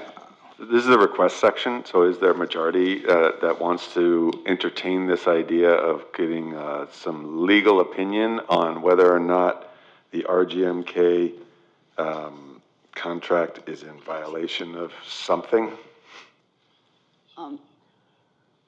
I thought when you go out for services that anything over like $49,000 had to come to the board. Okay. Oh, and this did come to the board. Yeah, I'm sorry, but this is the request time. Is there a majority that wants to, this isn't the discussion time, so is there a majority that wants to entertain this? So again, I just want to make sure that people are clear on my request. Based on my reading of not only our own procurement manual, but also Ed Code and Public Contracting Code, that this particular contract needed to go out to competitive bid, and it didn't, and so therefore, it's an improperly let contract, and we need to have an attorney take a look at this to confirm whether it's been properly let or not. I guess I would have a question for Ms. Dela Cruz. I'm sorry, this is the request section, so it's not starting to talk about any agenda items. I just want to make sure that we're sticking with the process of this part of the agenda, because we are 7 minutes shy of the end of the meeting. I'll ask you offline. Okay, there's no majority at this time for that item. So, I guess I'm asking whether the board will support me in this. So I'm asking for a review of this situation by an attorney that specializes in public contracting. Well, I will support you on it because I had questions about it before I was on the board and being at a meeting and watching it. I will also. Okay, we have a majority. Okay. And I have one last one. And No, that is, we have 5 minutes left, and I didn't even have a chance to have a request. There's going to be another meeting in January. Can you please make your request then? That's fine. Thank you. Okay, my request is that, Member Thomas, when you have, that your reign as president goes much more smoothly than mine did, and to the rest of the staff to have a wonderful and happy holidays and well-needed rest. So with that, I would like to move on to superintendent concluding comments, updates, and future agenda items. Thank you. Thank you, President Nguyen. So just as closing remarks, the last 2.5 years we've been able to get an unprecedented amount of things accomplished. And these are things that hadn't been accomplished for, I believe, literally decades. We've approved a new track and field. We've created a middle school. We've merged 2 elementary schools. We've created a DLI program. We have new HVACs. We've spent down the bond. We've refinanced the bond to save taxpayers millions of dollars. We've safely navigated a global pandemic and returned to in-person learning.